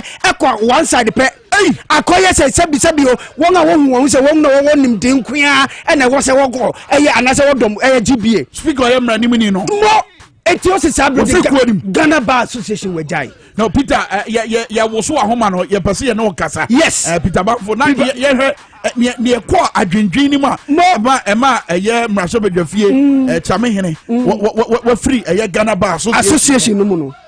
And president of the bar owura Boafo mesel ade na wo kafa ho Kwame Ayarahusem say a whole speaker of parliament obeka say Ghana Bar Association were quitted there now to me say niam bia eyi nso vindicate former president John Dramani Mahama ni sem kan say yen judiciary no sabre won niam a wori ye no krambo ama Ghana for jedi na arrestment ye wo mu no akofem enu so sa danchen national security minister ukani sem kan ora kandapa eka kire won say wodi nsem ebeto won anim na de bia da wo babu asem no na kwa ma afan ba ko na akoye say bia na nipa bi be say no kan say satemu no ebuba ya famu a gidie no be kofam etenu ka ho binti ene speaker of parliament also akwiti GBA na sabri ekuo fufuru a won atew a wo friend say Law Society of Ghana no and odi ne ho akodom ohunu say this is a society ayamra and a wanga ka bachirim and Ghana na wo mo wo hunu say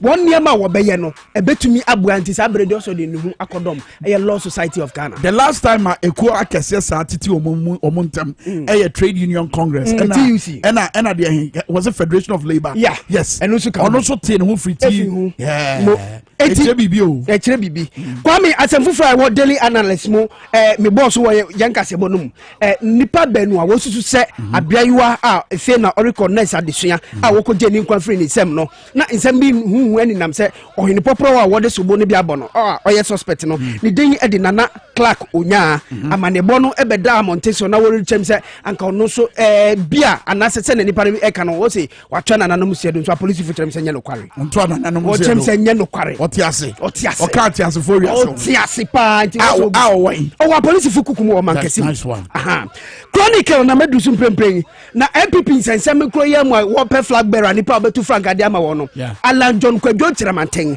oye trade and industry minister na NADMO director owo tifidu mantem ni ding the Alhaji Hindu that's right o se sabre don wa declare ni support Alan titi NADMO coordinator not regional director or declare no support Alan Cash yes at the end of the bre Alan Cash said so nim say oni nipa oni ni prepare baumia enti baumia so free northern sector enti so bia ye NADMO regional coordinator na say director be masa legacy bia ni ho enu ni asem no meni omu anka masa medusika ebe wa go ebibi fufuro won fa ma ye ni fa nye djuma legacy bia ni ho anka Ghana mabum be ko akoya we mampanyi MPP amanyokuo no MPP abai na approval ratings ko form enko ye eni ebo no tutuo no ai titi na enu susu danchen a IGP fo ni Eda Chronicle enim ha o chrem se sabre de langade sem aba na wie etu bibiara unim a odi bo bekwakoye langade no wo be kire wo eyi nam so nti abranti bia ne den de Nathaniel Alabi wo se wo de nakogina Nathaniel Alabi odi ne ho akoye langade sem bi no anga kire but ma mi ka che IGP se na otwe we bi su esi wo Gomwa East ma eka kitikiti ganka obi so wo je nu kwa free ni sem nto fa na ni nsusu enkire ho na ma bani akufo do chrem se US empanyefo won a wonsam wo bi sikafo no won fa won sika na meshe Ghana yan economy num what to the from already Fitch any Moody's any more maka say e ba say ye bo oman yi bosia muni gina pen e kire say mo bibi a mudi betua enti mo honya kono enko ye enti mampanye wa bra wo sere say amanfo musika e meshe oman yi mu no e die na wo ye se de be ya oman yi sika sembe ya kono Fitch for one side downgrade here from CCC to CC enti CCC to CC CC to the and to CC enti se na enko ye no ahwe ye be ko DD ene ye ko DD na DD ene udi ti ka wona be DDT enti e be nu mawu we dey we nu tie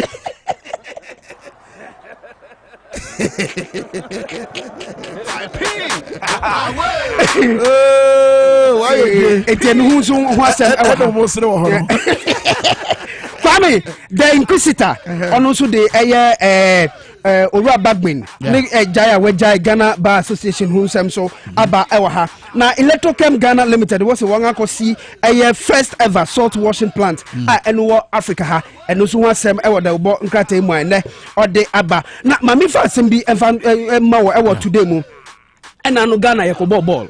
Hey, Ato Kilson today. Ato Kilson. Oh yeah. Hey, Ato. Oh yeah. Eti ananu Ghana yakobo Ghana Black Stars. Ankoye ba Brazil for share 3-0. Ba yesua bibi.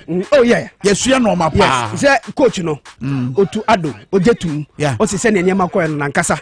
Blame no. I like that thing. But you see enya nyitumu ena yepe. Efi na ko ye de tene, ye de se fata. Say the be ya GD na every Black Stars no ebe samba enya vina ye bomb match na wi ya share wi no na be se magia tum se di mu amo Kwame Ghanaian Times what's nipa makomako eduananga wotwe 48 wo mo ya amanonefo ena sabre won akokire won ni nyina se wususu se wo mo ye tutwafo terrorist anhwe won betimi abeto ahye yenso enti Ghana wow yes wachi won e wagiso no mo ye dey what se ne wonnam won ni ye wo suban wonnante wo mu se ne wonnam no susu so mo ye tutwafo ebia wo betumi aye tutwafo enti won akire won ho no mu a ena no pe eye di Ghanaian Times abo ho amane kwame mi jedi se mi brena so ho sorry so okay enti senia AC ni dia mami fesi na mo producer man ka se mo na producer be bro eye okay chuku enze nwa ogene na akwaja o se mintia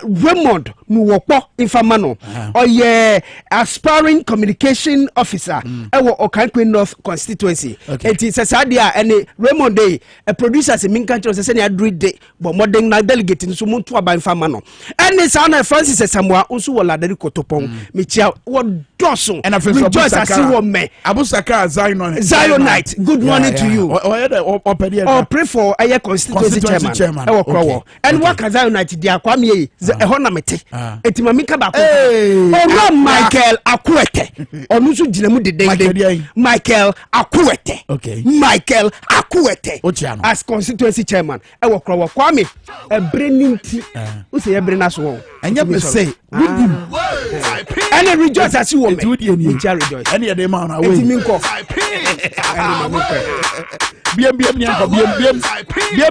biem nyanko kwame u producer we manya we a obekumi unso fam time call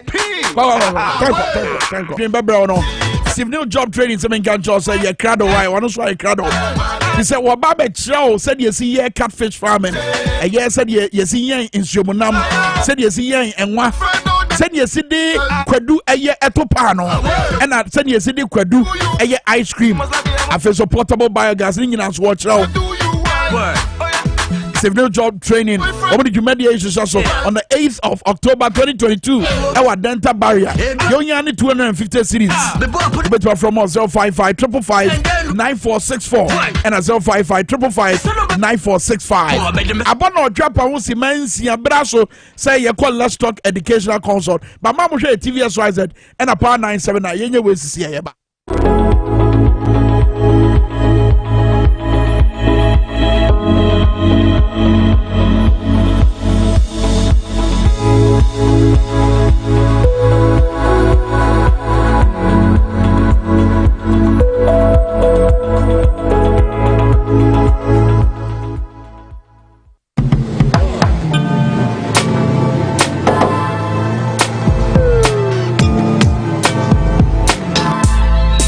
Welcome to AutoCheck Vehicle Diagnostic and Licensing Center. I hear my car can be checked here without going to so many hour crash. Sure.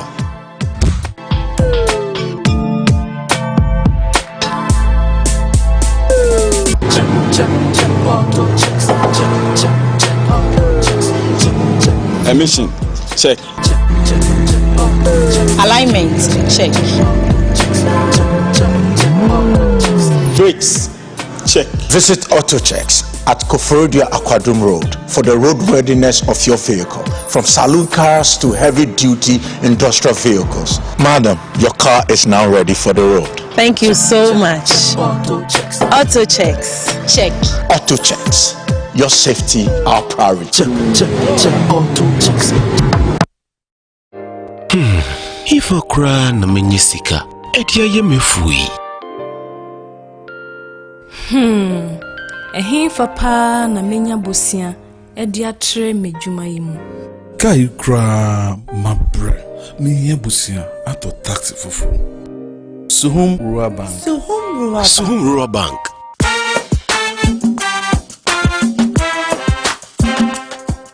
Yema mwakwa baba Suhum Rural Bank. Ye won hyehyɛ ahodoɔ bi te sɛ dwadifo abosia, ekuokuro bosia, susu account, and it does wɔ hɔ savings account, me bada chain savings account, and the akeka ho. Suhum Rural Bank was 03422919896. Na won so what to me aka sɛ. Suhum Rural Bank ama ene my car owner. Suhum Rural Bank enti me pa minie. Suhum Rural Bank, growing our heritage.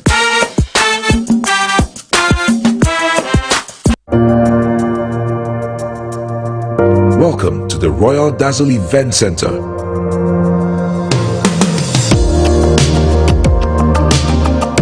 With a lush and well-maintained lawn and garden, you are assured of the best serene and comfortable atmosphere to organize all your family and social events. Live the royal moments here with friends and family. The hosting capacity of 600 to 800 people makes Royal Dazzle the most versatile of places to host weddings, parties, funerals, conferences, concerts, and many more. Create your memories with us. Call us for inquiries on 055-814-8585 or 024-620-2144, or pass by and speak to any of our friendly staff. Locate us at My John, close to Zoom Lion headquarters. Royal Dazzle Event Center, creating memories.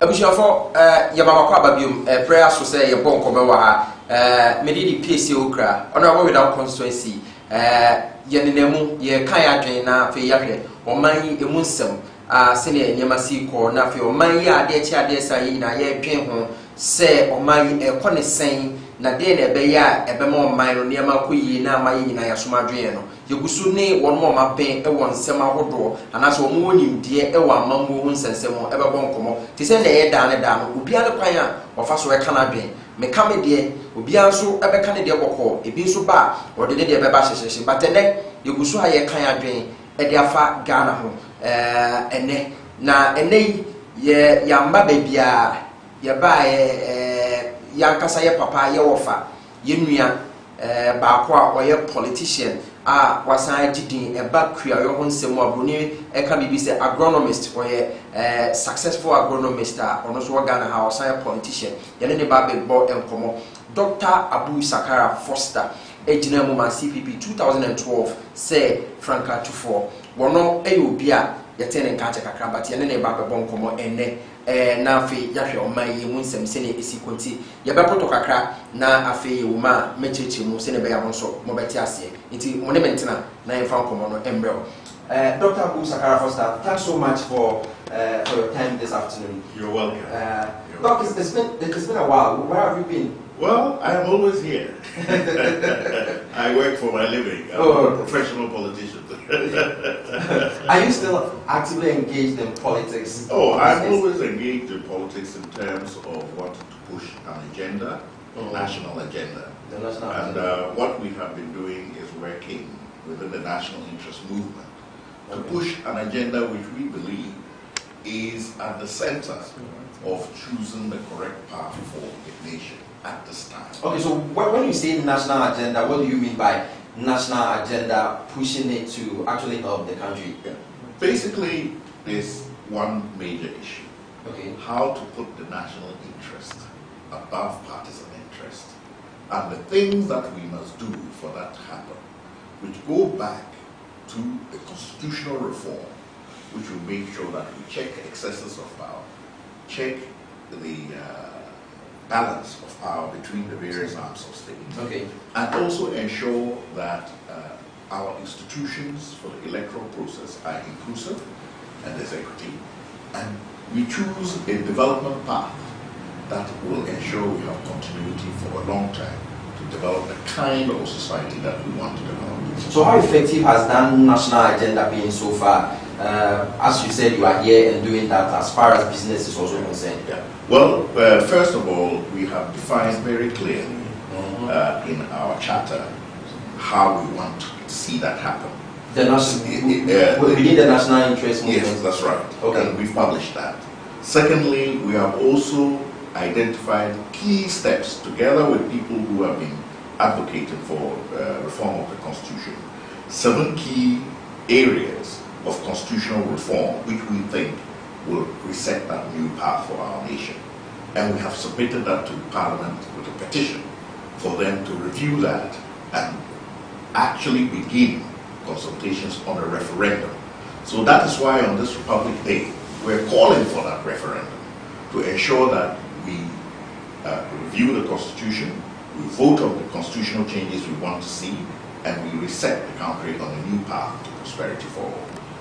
Okay, so Ghana's constitution is not all that old. From 1992 till now, it's well, I think 30 years. And then what actually is pushing for the national interest movement, which you are part of, to change certain aspects or certain portions of the constitution? Well, you can see that over this 30-year period, where we've had a stable democracy to be able to practice it, what has happened? Has the democracy actually solved our problems? Have the targets that we set for transformation actually happened? What are the habits that have developed during this process, in the political field and in the economic field? And what has been the gap between those who have and those who have not? Clearly, we have major problems because, first of all, we have not even transformed the economy. We are still where we are. Secondly, there's a widening gap between those who have and those who have not. In fact, I would say that that chasm has swallowed our aspirations for inclusion and equity because it's bigger now than it has been at any other time. On top of that, we have made this claim or this request on so many occasions to ensure that we check the excesses of the executive by minimizing its powers where relevant, and also strengthening the independent bodies so that the check mechanisms work and the executive cannot have its way all the time. And the legislature also comes into being. All these things may seem irrelevant to the actual everyday lives of people, but the question then rises, do you want a one-man thousand president who can do whatever he wants to do? Do you want institutions that are playing Kokofu football amongst themselves? Is that what we have in the country currently? Of course. Because if you look at the arms of government, we have the executive, the legislature, the judiciary, and then the fourth estate, which is the media. Are we not doing the checkmating job very well? Well, if I have a liberty to appoint all those people, how can they checkmate me? But Parliament has been. If also I am now appointing ministers from Parliament, then everybody wants to be a minister. How can they checkmate me? But Parliament has that oversight responsibility to check. There is the oversight, but if there is not oversight, why do we have so many incidences of laws being passed? Are you with me? Yeah. Parliament is not aware. Why do we have so many contracts being passed and Parliament is not aware? Why do we have so many incidents of abandoned contracts with the same Parliament coming back, are you with me, and yet projects are abandoned, ad finito? Why do we have so many incidences of judgment debt payments, which are just money lost through the barrel? So all these are part of your experience over these last 30 years, and it keeps happening. So that tells you that there's something wrong with the system, and we need to fix it, and we need to go to the software of the computer. Isn't it that you think that Parliament is not doing its work very well? There is a limit to what Parliament can do within the current setting. Okay. Are you with me? And if we want Parliament to do better than it is doing now, let us take the executive away from it. Let's separate it from the executive and leave it as a legislature. So you are pushing for non-MPs to be ministers alone? That is one of the issues that we are pushing for. But as I'm saying, it is a combination of issues which are comprehensive, that ensure that there's a balance and that there's a refocus. And that 7-point agenda, we detailed it out very clearly. And we have even given it to so many people. We have shared it with so many people. Here it is, as you can see. Those are the 7 points. And we detail which parts of the Constitution need to be changed, how they need to be changed, etc. Okay, so I can see number 1, reduce excessive powers of the president and deconcentrate power to other organs and key institutions of the state, and that is Article 78, 5+2, C3, and Article 44. So the 7, let me check on the last one. Increase political space for greater inclusive and consensus-driven governance by enacting electoral reforms that permits formation of coalition governments, which is to end duopoly and stagnation with unresponsive governance. Now, I'm very interested in this electoral reforms. What is it with an electoral system that you are calling for that reforms? Okay, first of all, what we are saying is that over this entire period, what has actually happened reality is that we have a duopoly. Now, there's nothing wrong with the duopoly in of itself. It's how it functions. Now, within that duopoly, are you with me? Yeah. The political space that was there at the beginning of 1992, where there was up to 10% of the votes for other parties, it has disappeared. It has become less than 1%, which means that they have been squeezed out of the system. The second part of this is that there is no compromise and inclusion. It's a winner-takes-all situation. Even if you win by 0.001%, you take your thing, you go. And we want to see more inclusion of our people and other areas in that government to make sure that we have all our best people working. You cannot tell me that all the best people in Ghana belong to only one party and you just change them left and right at any one time. We want to broaden it out of that. The second part of that, which I think is very important, is that if you have a coalition, you change the electoral law so you can have a formal coalition government, then you begin to increase the space, the political space for smaller groups to be part of that coalition, and they will grow over time. And they will represent key areas of interest where you can champion an area. If it's the environment you want to champion, you champion that. If it is, agriculture you want to champion, you champion that. But even if you don't win an election, because you're championing that in the government that you're serving, people will know that there's a reason to vote for you and you're the best person to deliver that. So that inclusion and the prevention of the winner takes all will also not just give us a broader collection of people to choose from, but it will also give us some continuity, because the number of issues in government will broaden and it will be more stable over time. This beats the manifesto-led government, where you come in and you throw away whatever manifesto was there. You do your manifesto for 4 years, maybe you lose government and the others come in and they throw it away. And that's where the judgment tests come in. That's where the discontinuity comes in. That's where the wastage comes in. And you, these reporters, you same reporters, you have been filming all these abandoned projects all over the country. You don't ask, what is the root cause? That is the root cause. The root cause is in the system of governance that we have. And you have to address that. And the Constitution is the software of the country. Just like you have software that runs a computer. So there's no point in changing the keyboard and polishing the screen if the software, there's a problem, a glitch in the software. So we are saying we've had 30 years, are you with me? Let's remove the glitches. Let's remove the roadblocks, which we know have happened under both regimes, are you with me? Yeah. And then we are now set to go at a faster pace and optimize the use of our resources compared to before. We don't want another 30 years like this 30 years. Okay, so now you are thinking that we should bring other people on board. For instance, you are a technocrat, you are knowledgeable, you are an expert in the agri field, and for instance, the government, especially at the time that food shortage looms and the price of food is just jumping up left, right, center like that, they should come for somebody like you so that you can sit with the government and also brief them on. You don't have to wait until you get into that situation. What we are saying is not about individual people. We're saying that the system, should open up so that you can advertise and get the best people to do the job. Oh, so not just about procurement?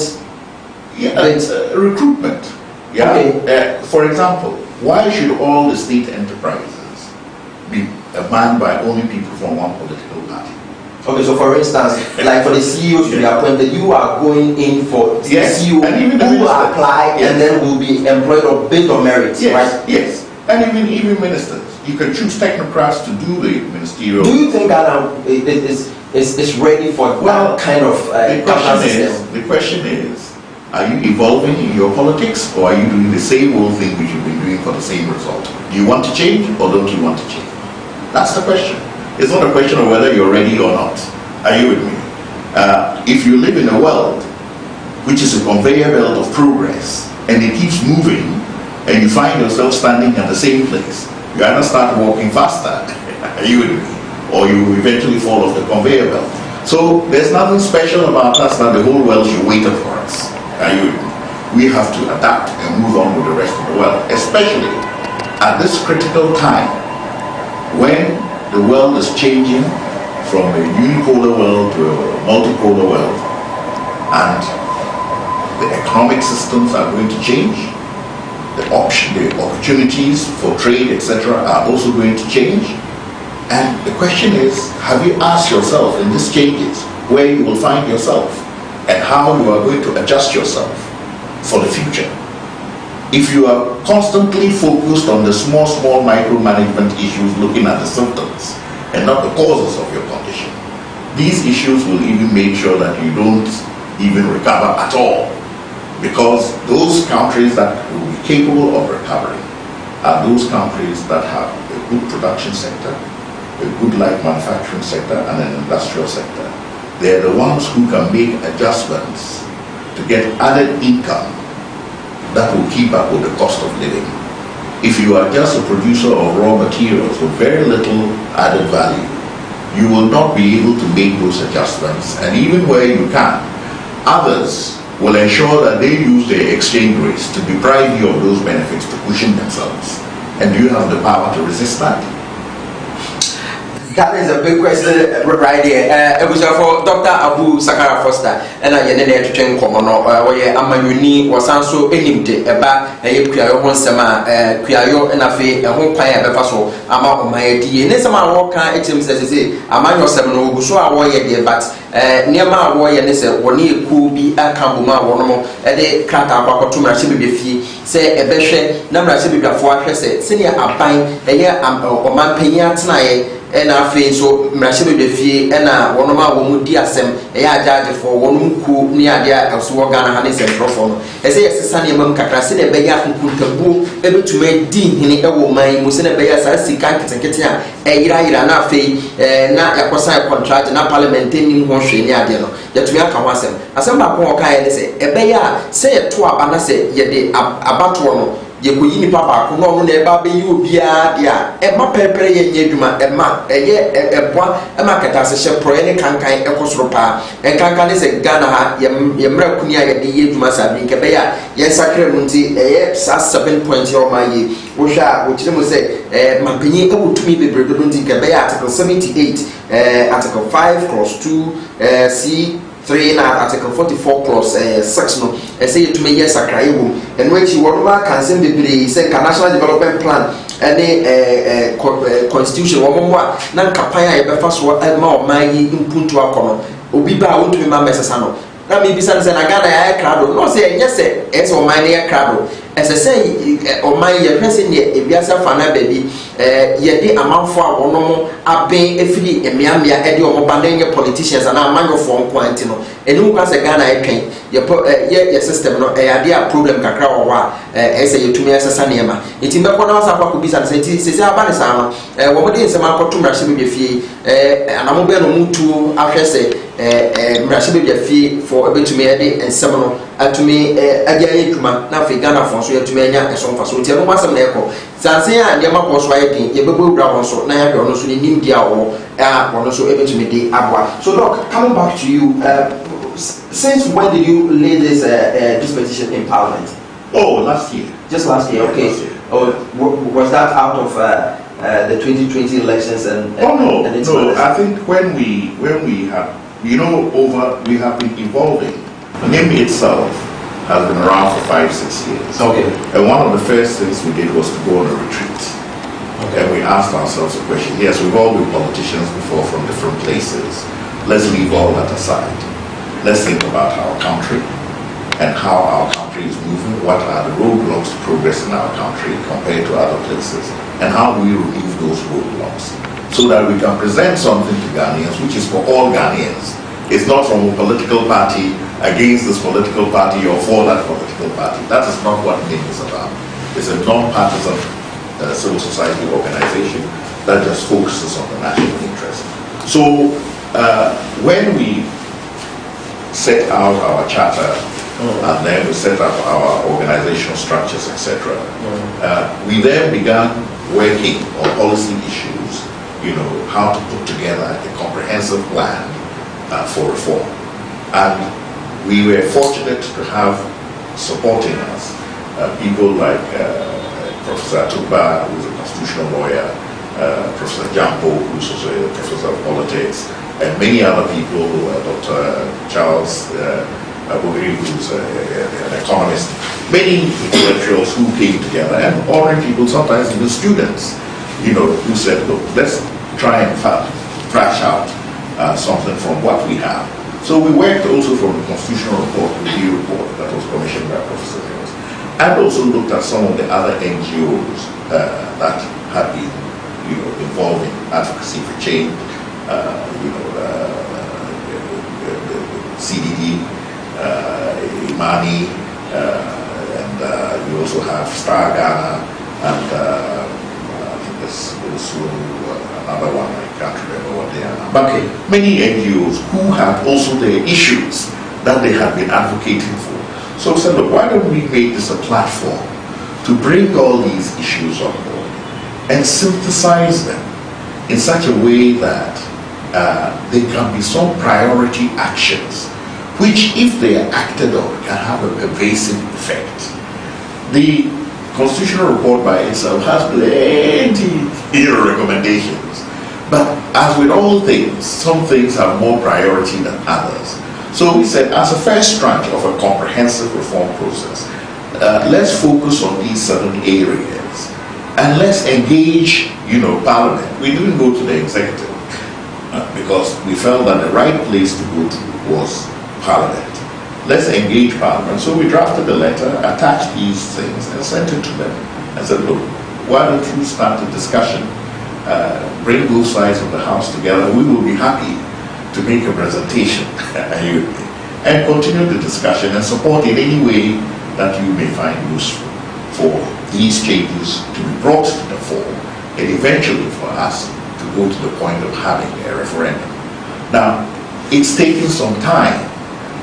Another objective we set was that we, aside from this petition, we ourselves felt, no, we can't just count on the petition. Let ourselves go to the media, let's go to the grassroots and make the issue of constitutional reform part of the national discourse. So over a 3-4 year period, we've been doing that. Now everybody's talking about it. Even other... Fix the country. They're talking about it. Now, they may not have a comprehensive approach like we've done, but at least we've supplied everybody with the information. All right. And of course, people have different ideas about how they want to go about it. Some people want to go back to the consultative process again. We already spent a lot of money on that, and there's no guarantee that the issues will change significantly, especially as we've updated them. So we are thinking that let's try and move the process forward. Let's push for a referendum. Should we have a referendum on the Constitution or not? And we're thinking, in this 30th year of our republic, what better time than to assess all that has transpired, find our shortcomings, note our limited successes, and chart a new path for the kind of Ghana that we all want to see.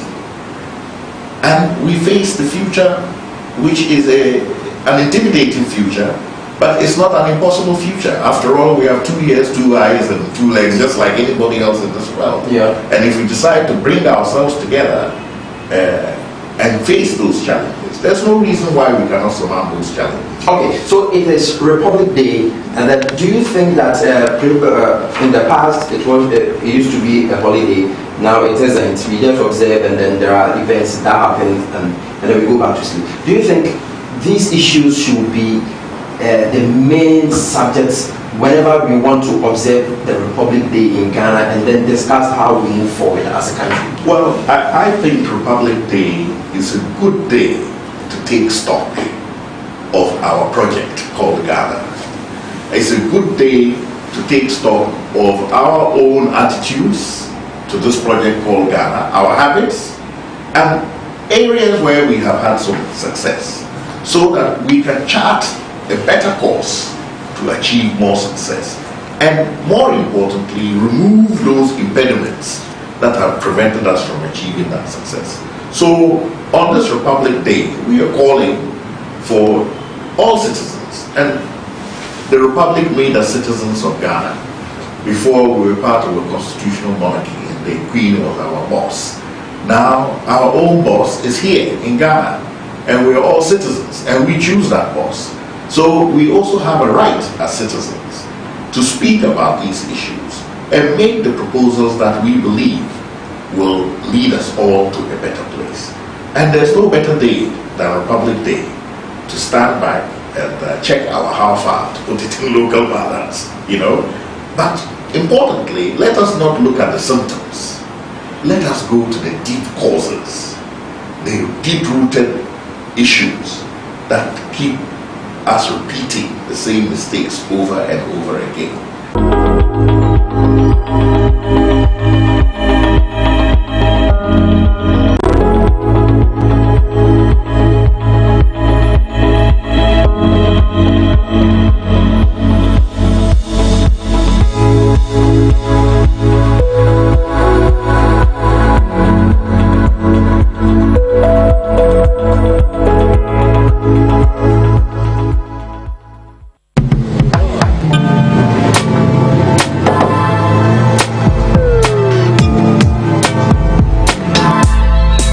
Welcome to Auto Check Vehicle Diagnostic and Licensing Center. I hear my car can be checked here without going to so many hour crap. Sure.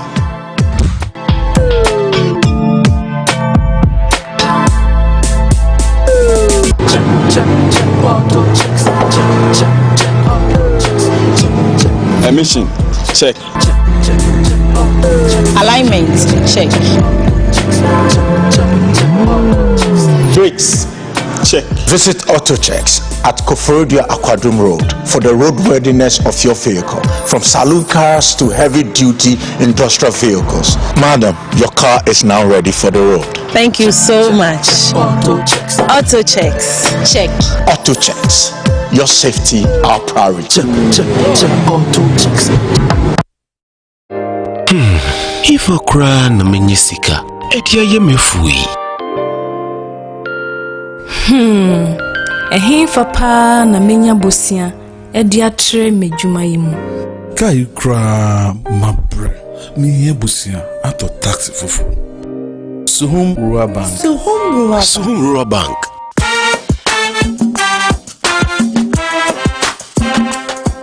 Yema kwa baba Suhum Rural Bank. Ye won hwehwe ahodo bi te se dwadifo abosia, ekokro bosia, susu account, and that's all our savings account.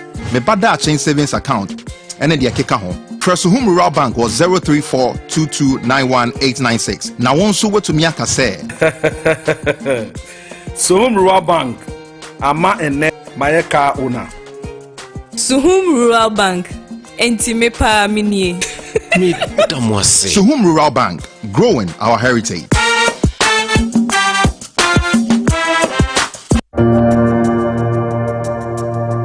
Welcome to the Royal Dazzle Event Center.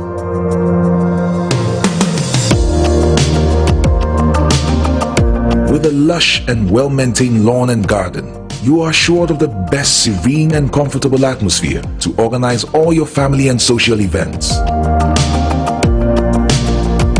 Live the royal moments here with friends and family. The hosting capacity of 600 to 800 people makes Royal Dazzle the most versatile of places to host weddings, parties, funerals, conferences, concerts, and many more. Create your memories with us. Call us for inquiries on 055-814-8585 or 024-620-2144, or pass by and speak to any of our friendly staff. Locate us at My John, close to Zoom Lion headquarters. Royal Dazzle Event Center, creating memories.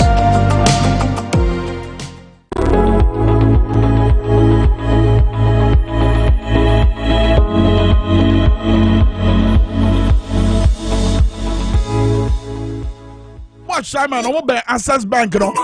TVXYZ Ghana, I'm going to Kwaba. Pa 979, you dance, you dem. I'm up on my crowd, don't you be able to think. But while last year, back clinic, I'm not making. Apomede asua yes ronkwa ebu etu yade dom ase omo achama wo ben Access Bank and afen so omo ya bom samana ne se hola Savior Herbal Clinic osi nyame nkwa ene betima sa yade from 0576656658 and 0200230338 and 0267668653 and 0240409991. Kola Savior Heba. Nyame kwa na betima sa yade. Mema mutie me se o mensa no betima ya me na wie peye. Amia fro bema mu a. Wodi ane Mr. Kill. O peso ye bema mu a. Wodi ane Mr. Kill. Bebo ma hoden abetina wapom. Amweti be diagura magro no aye de. O be chenso. Ukwa nana boche ba o kaichi ubenya biato. Ducat Pharmacy wo kaswa. Tigo office ni nchemu wa. Former Thrust Pharmacy wo kaswa. Unicom Chemist wo Malam Junction. Palace Pharmacy wo Dankwa Circle. And a Renee Pharmacy wa Salam Down. Je Kulungana Limited a Chakwa East Legon, a Champon Junction from 0244 139176 and a 0204 139176. Ghana Law School exam ye came and there a poliki Mensa Thompson wo muaye osanso questions be obetenenka Ghana sika 722 ye ede na sabre ye be ye wabre inflation dane dan nyina ye benyane asori bia na ekosoro wabra Ghana nam kwaso a wako IMF wabra ye mampanyi esre se amama hodo adwuma yefo omomwa no mufo musika mehye Ghana nanso Fitch Guswa what downgrade Ghana. Ediana Sabre Yabe, economic managers, no, Ediano Metibaye. You were chartered accountant and an economist or bus studio Becheche no memo. Masabre, Amapoma, Checheku, white crowd about before then, Omanya capsules may come for now. Ebe regulate you blood pressure. Beshe na tutu mojani said by young cosru bebre pressure and na mojani no en cosrum fa ensembia emra when am tutu sabre nsuatoi what an nasa saying when am tutu romanticism body pains and no na to at say amo ni so nyina bru o manya capsules na bebo o manya capsules so ye ahwode aduro ebebo am ahwoden abetena wapom am wapom ayeden oyafuna ya oya wakoma ebo wakwan bi so a wankasa hunu se nye normal eye omania capsules the baheba diaba and I make for the amount Jacko capsules men some ye oba tinkanatiko Jacko capsules and I make for the amount okwa chemical shops the pharmacy shop and I feel so shops a hodo ewo okaichi drug lane obenya nre bi ato and to forward my friend 0203-866-939 0203-866-939. Forget about it. I feel ya crowd to the best power. And check us young comma machinini money misode. Yes, what take power for TV as wise with the channel pay. Sabra yakasa what asaso ana hall and I was share den what be a TV nukuha. Oh yeah, Ghana for ye normal sronko e we wiase afa na nyina.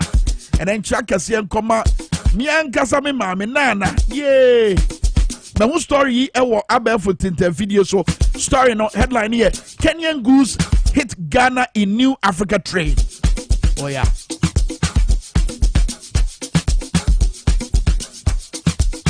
Ya beto ye boase ne ne watwetwe nkomo. Be na de encha na me de ma. Ruta natural products. Ruta mixture to malaria fever say. Ruta Titanic, Eddie Typhoid Hujuma, Ruta Life, Ayan Quensio, Quadro, Babuama Huane, Atina Wapom. You feeling Kikawan in a free with him. And to forget my friend Ruta Natural Products, I was 0244 503 443 0244 503 443. We are Ghana ni Kukodroni. Adiabia Yabia for Kukodro, attachly. 18 American food Ruta Natural Products at the amount. Ruta Life, Massa Kukodrona, but now with him because with him some bumblebee, our wapom, a immune support. And to 4 numbers in the bill 0244 503 443 0244 503 443. Afeyanko eye Araba Bazem Pills and ma said way munim ni free tete eye Kulungana Limited and the abadwama so efichi komu how se moja eba na pi wo de moja no kra de nyama ɛpɔ kɔkɔɔ no wa nkasa wonya ahoɔden na ɔde atwa poma bi anywhere bɛtumi aboa wo ama ɔde atwa po kɔkɔɔ no araba bazin pills ɔyaw benabɔ ne nyinaa to bɛtwa a ɛyɛ araba bazin pills wokɔa deɛ saa berɛ no duru wɔ bosome mu a wontumi ne amanfoɔ nkasa yɛkasa ahoano adwalae araba bazin pills Jucat Pharmacy, Kaswa Tigo Office, Pharmaferas Pharmacy, Kaswa, Unicom Chemist, Malam Junction, Oceans Chemicals, Adabraka, Ekus Pharmacy, Ashaiman, and a Kulungana Limited, what is Legon, Champon Junction, from us 0244 139 176 and a 0204 139 176 and I think 027 4139 176. I think Big Mike and I think so Kodona Okechuku Yanyina ya krado ye de ahoden eta ye nuaba ama poma chechekuachi wabra wo be kana dwen ena no pay e wo dwabo ase wo power 97.9 and I think so TVXYZ wonya krado a ye kwa ani mai abono watwa pa ho sima aduana nsia ebono nkro pepepa o man ne betena se ba imbus heba eye immune booster eboa ma hoden abetena wapom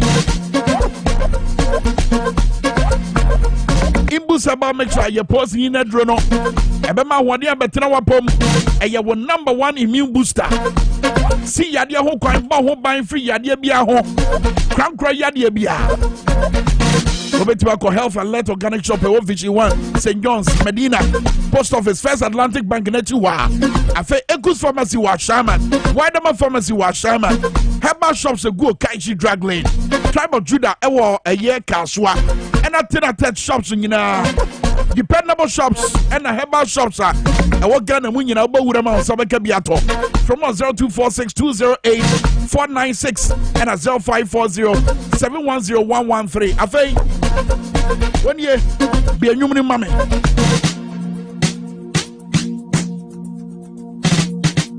Power 97.9 FM, the game changer.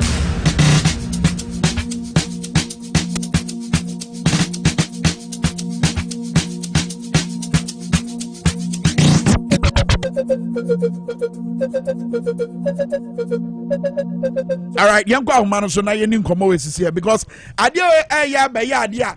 And now Afibia, Sabia, law students, Romo Control, was a Sydney Unity, and say, acquire Comadia Bia, Abeda, a year law students, no, and I say, Omo Peso Musian, not that we obey a menu for Abaya Comadia, a domoswa, a Bimunsus Gemono, Yendimu Juma Sabreya, one have a day as some Kasiebo, that's a day as some make a fiada ya. Oma Shian, yes, sir, Omo Peso, ye, Meranimu for Omo Soria. Omokotwe wo Ghana Law School. Ye kwatwa ye better answer say apoapai. Apoapai nti empanifo se ye nya twa exams ni mu. Ye nya when your first time I may sure say asema me catch what be pain. And ato aswa Mensa Thompson or that a year Alliance for Social Equity and Accountability to human so one year between come our questions are who do be watchre wo krata bia wo de aba mountain so a wo bisa na fe so wo sra se e bia nso anu aduro eye no ma bia wo de agu ne krata ni yenko ahoma no so na ye ne ntwetwe nkomo mensa memo ache mo akwa aba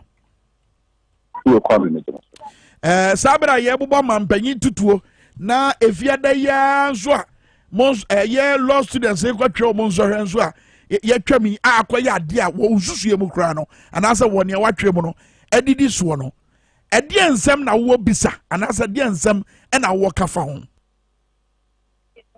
kwame me dace na me ncha wote ko ene anope kwame women sa law student entrance exam makola entrance exam time and nano emofua yikotra eleki yen kwame enye adana yikotra ensoheno na eleki ye okay Kwame, about 1 month ago, and Minyan, in fact, some students are no more trained, so we need the FM. I can how some persons are or more being the General Legal Council named Penyophobia afre womo womo ton question papers for entrance exams Now I got interested in immediately kakra coming by last 3 weeks. Na paper na omo betwe no na no fiada no. A leaky ewo baby yeah, by 3 weeks ago no. By 3 weeks ago. Na so he na efiada ya omo betwe. Epia babonte. Omo betwe so he no. Omo ko tie sika, ebi tie 5,000 Ghana cedis, ebi tie 10,000, ebi tie sika omo to get the question no. Na omo aka. How? I mean, the man, I didn't leak here. A year beyond your friend is saying, you know, because I had the questions about 2 weeks ago. Kwame, because then I see questions, you know, out of the buy anything. If you almost a car, paper, no one to me solve it. I want to me solve it. And see, now, I ubia, almost man for me solve a question I then. At the mom, me answers no. And no man a quote to me, baby. But because you knew, Mr. Owedia, you quite chicky to Abby. A day na minim sebia was mu adan sadia na didia. A year day and then sorry a mo quacotre. It will be a peer bar bontina, nipakuma yi enya ya. A fair drum pempen, and I was a woman the quatre or more bet my solve questions wrong. A year day. So, born in a general legal counsel. Gee, that's just a name of Boadano. One money is born in another ball. Again, yes, factor and so more. When say about legal education, yet the Ghana School of Law, the director of legal education on a share. Emra, the studies of law, on the Ghana School of Law, no. Wamone share even the conduct of the bar exams and other exams, post-call exams and what you are a young for fortune. The problem is that about law school entrance exams now, and your Ghana School of Law, and a set of questions, and a in charge.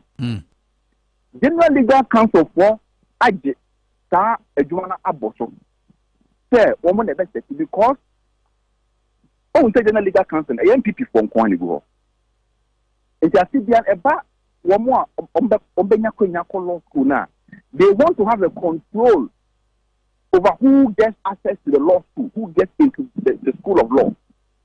The general legal counsel for the committee, they are trying to independent examination committee. Independent examination committee. That's right. Woman is part of the question. Woman has conducted the law school entrance exam.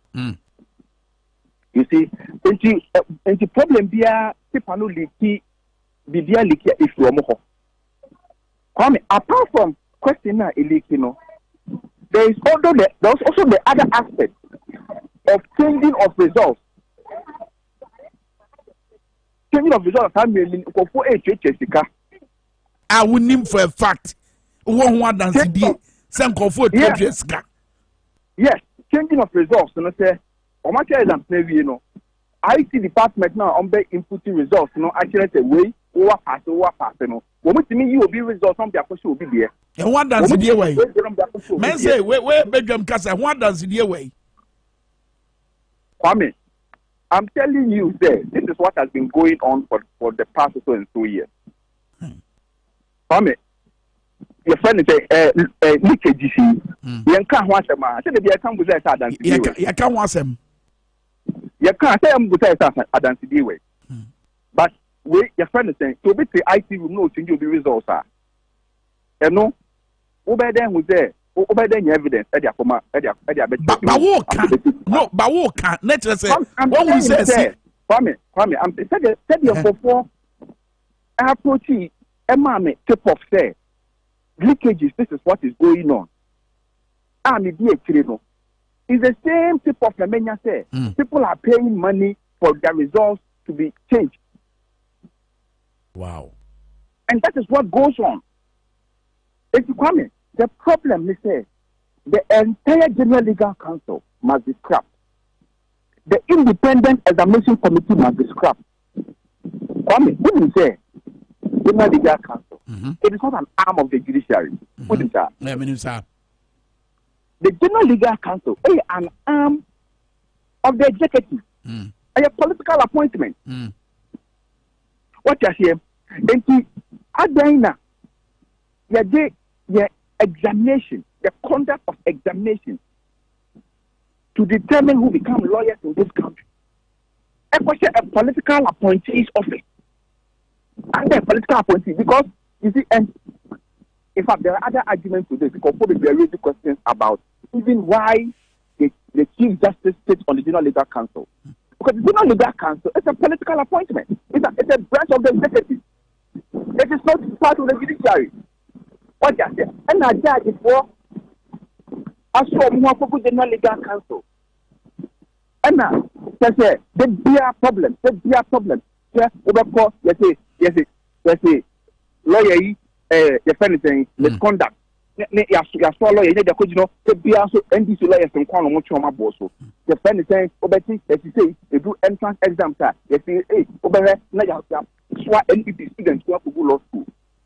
You see, but how are you able to tell say na swa MPP students akogu law school na the NDC students so gunje? How are you able to determine that better?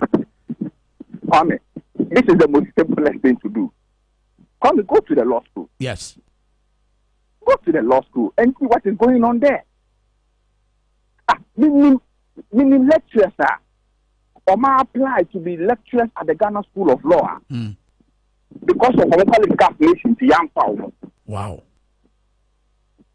Hey, Kwame, who is the current director of the Ghana School of Law? Yawapong, who is Yawapong? My JTA, lawyer JTA, Prophet Dami Kwado Dinachi, or the Prophet Dami a prosecuted the whole case. Who is the director of the Ghana School of Law? Can't tell them the NPP when you go. You see, the whole system is rigged to disadvantage persons who are believed not to be on the side of government or the NPP. And a problem in Kwano for the legal profession, destroying the legal fraternity. In fact, there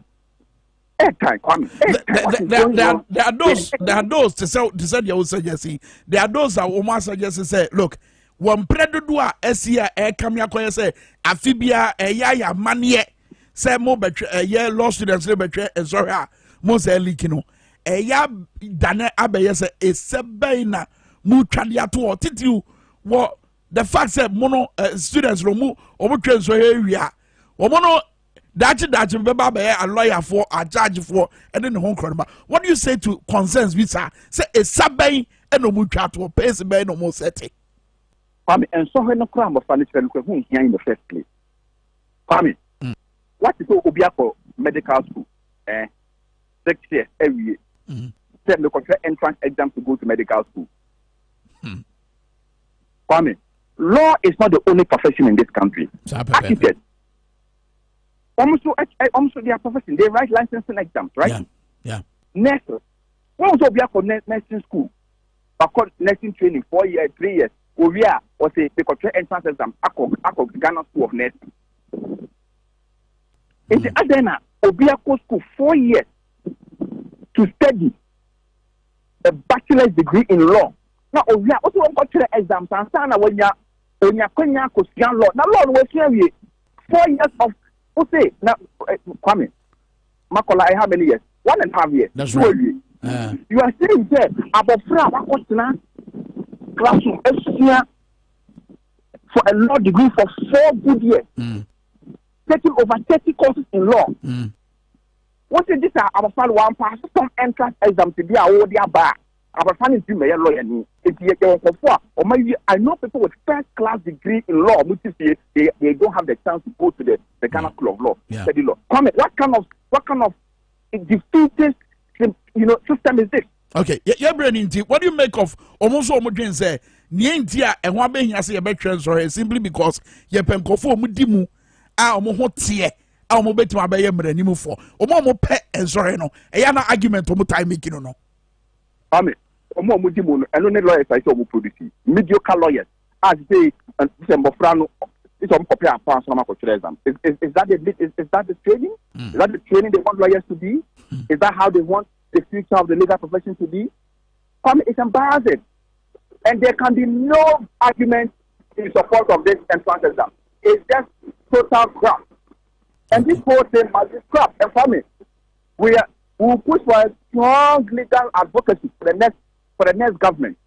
Say, the next government of the, and I think in the last election, the former president, Asia, the law student, I think one of the things promises he made was to reform the entire legal education.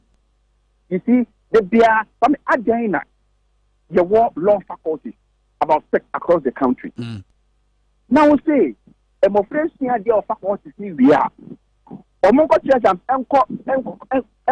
Makola, if anything, a Makola, the Jom has said, before they can become lawyers. How they say because of spaces in the Mofran so. In the Mofran the car. I was asked what more to say, your friend is saying, Oko Legona. Your Ghana School of Law campus, or Oko UPSC, your Ghana School of Law campus, Oko Gempa, your Ghana School of Law campus, Oko KNUSC. And no, Mappa for now, your form of Makola because of lack of space, you know. Yeah, I saw Mako, this support is or my producer Mofrana, or almost say they don't have the capacity to train Mofrana. This whole thing is ridiculous. Anyway, Mensa, just allow the faculty, from 4 years, once you pass your bachelor's degree in law, the faculties will be able to offer the courses in law. The General Legal Council should focus on the bar exam, the final bar exams, which is the licensing exam for you to become a lawyer. And not the General Legal Council for a young problem. Not some ridiculous defeatist entrance exams. Mate, Mensa, Evansia, what's up? I'm sure say, Asopabia Tiabiano, wate. Na yɛ sɛ deɛ nyina abɛsi akɔ Ghana ni so a wo hwɛ etie ebia wo nso hwɛ ifia da nso hwɛ wo nso da nka wo kɔ akɔtwere bi ɛna yɛ ba yɛ wo hu ne sai Ghana ni wofo a wo ba ɛpɛ sɛ osua deɛ bɛyɛ mmeranim ni na saa deɛ yɛ atoatoa so na afi bia ɛyɛ abɛyɛ amane no wo hu ne sɛ wo ne Mensa Thompson ɛyɛ adwen sɛ saa nso hwɛ wei kura yɛnyi saa nkɔnua mfiri ɛyɛ asuafoɔ no so wobɛtumi akyɛ wadwen ɛwɔ Facebook pa 979 XYZ broadcasting wɔ YouTube ɛna afei so mamudi yɛ tio TV XYZ Ghana mama yɛnte mo nka no pɛi. Alright, on my name Baba Tenasi CA wo dwabo ase wo Power 97.9 Owura Martin Ohene Enim a chartered economist, chartered accountant and also economist. Yene Baba twetwe nkomo afọ man Ghana sika sem ntoto ye ene no ma bi asisi ene ne yebeti bagina so aye ne yie feature sa downgrade ye e de na kire ye de nchemu ne besisi ye.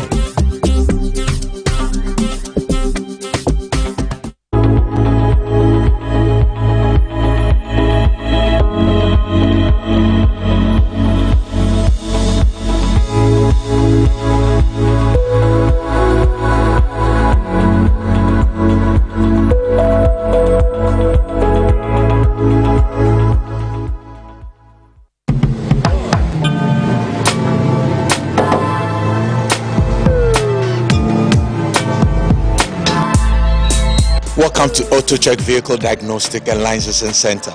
I hear my car can be checked here without going to so many hour crap. Sure.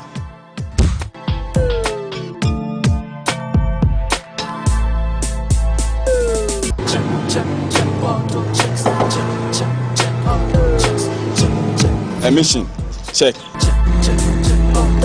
Alignment, check.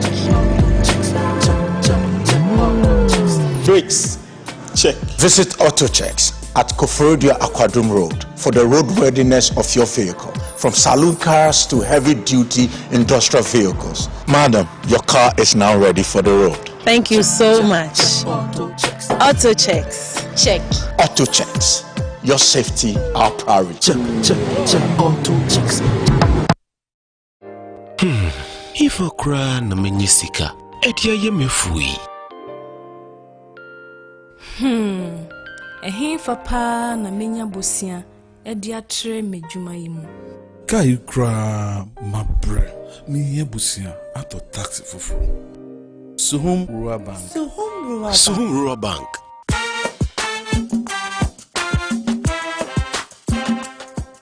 Yemamu akwa baba Suhum Rural Bank. Ye won hyehyɛ ahodoɔ bi te sɛ dwadifo abosia, ekokro bosia, susu account. And it also wɔ hɔ savings account. Me bada chain savings account. And the keka ho. Suhum Rural Bank was 03422919896. Na won so wetu mi aka sɛ. Suhum Rural Bank. Ama ene mayeka owner. Suhum Rural Bank. Enti me pa minie. Suhum Rural Bank, growing our heritage.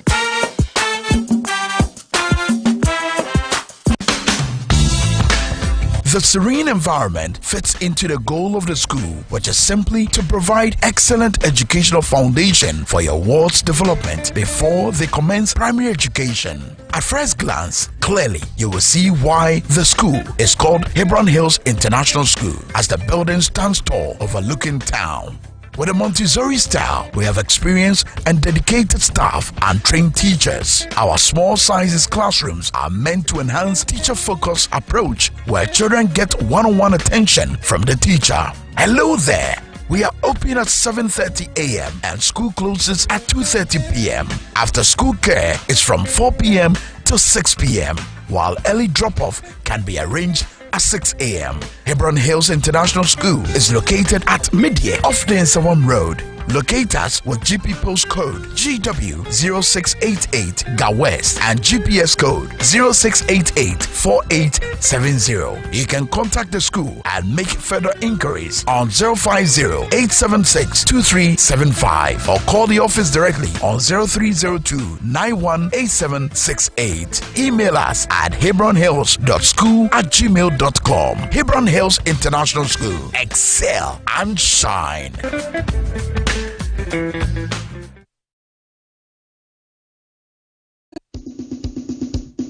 Ago Ghana mine, Inkanka NDC supporters, any members are Mowa Ghana, any Bruchebe Bia, Monsenyanka mo Ghana cards, NDC Professionals Forum, Fa Kwenya Yiso, Abomunkaya say, Ehia Pa say, NDC Nibia Benyan Ghana card, Enunti Obia Momodin, Enkobe Bia Bena ye trading, aye Ghana card ibi, na on training, and Unity, aye yes and pow, and Kaiboi, aye NDC Professionals Forum, and Eddie Brewo.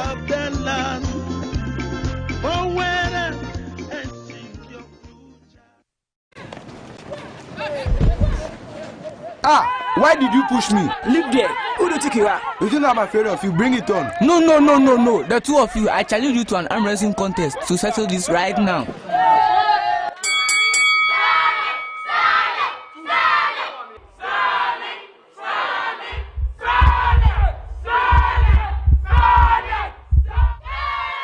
The Ghana Arm Wrestling Federation presents the HD Plus Kids Arm Wrestling Championships 2022. Children between the ages of 12 and 16 can take part and win trophies, certificates, medals, and cash prizes. For inquiries and registration, call 0242 229535.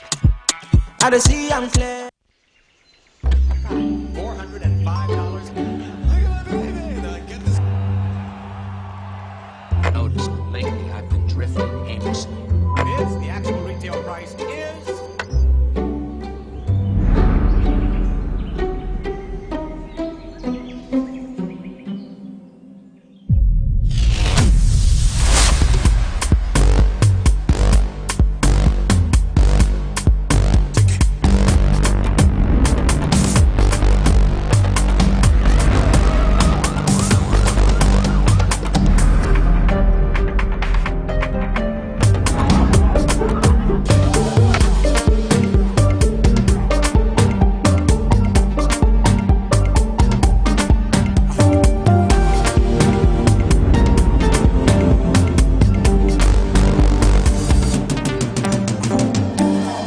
Cine, exclusively on HG Plus Channel 115.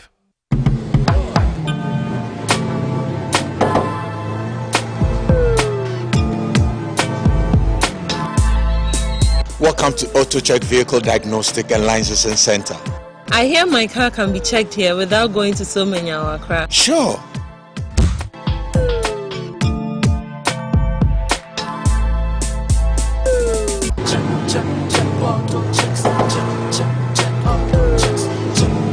Emission, check. Alignment, check. Brakes, check. Visit AutoChecks at Koforodia Aquadum Road for the roadworthiness of your vehicle, from saloon cars to heavy-duty industrial vehicles. Madam, your car is now ready for the road. Thank you so much. AutoChecks, check. AutoChecks, your safety, our priority. Check, AutoChecks. Welcome to the Royal Dazzle Event Center.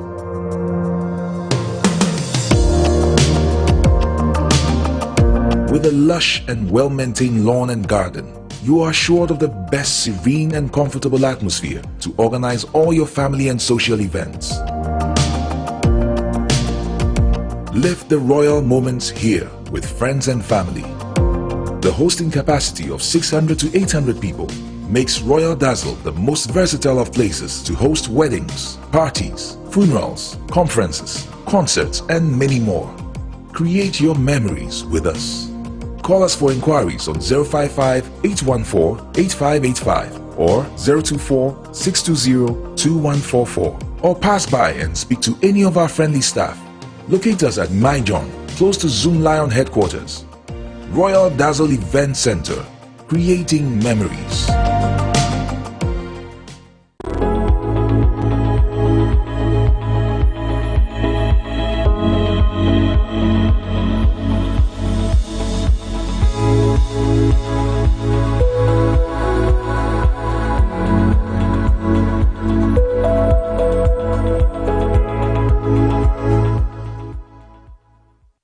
Assign Chrome Harlem is a bro 34 near 100 series. A Daniel Banka bro 34 your better 100 series. Or Bram about Chrome near to a bro 34 20 series. 2016 and net to a bro 34 2016 15 series.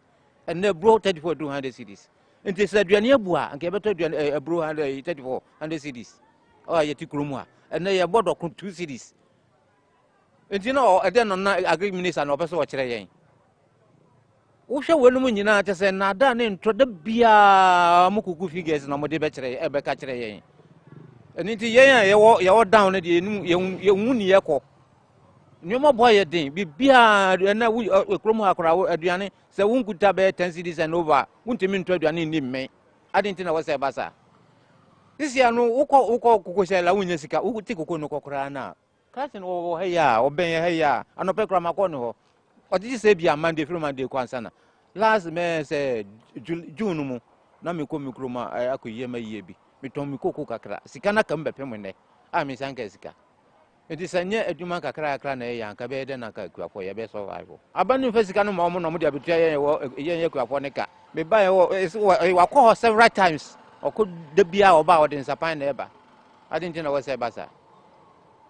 Musuma Bobisia, I would talk cuckoo. And so you won't be Siano, Bisana Muslim de Botoko, you won't the Modis canaye. Then a yank for then a yank. And this is Yabano or my yapa or my especially yank upon a grassino. Or more than say, the beer scan will be as or the Toko Coffee Weno. And I've been to Crano. Mamma says, if you be a want to Mukra, and be a 20 cities Cacrano de Atoso. And so, since a kufa do buy emi jeni ma last year ye beto abana wodi kakra eto sumaye enso niko asa basa tama no opposition was think was here to koko more than 700 Ghana cedis and the koko ne still na say 660 cedis anga wo tama na opposition na was here 700 cedis no still that's just 660 cedis. In the way, then a for and cement one bag more than 600 Ghana cedis or Ghana. Sister Ghana. Into your bed than yes, dying. Your bed than your yama. Into one more than say, Yanka for no so wedding, between your haying. Yes, come. Yeah, Brunia, you can cry, ye namas ye did to Tonka crack, who is can cry and can forget it. This year, Nipper and Yabris and Butoko, no more diame. It's answer, would you cocoa no cocrana, yes, can and farm.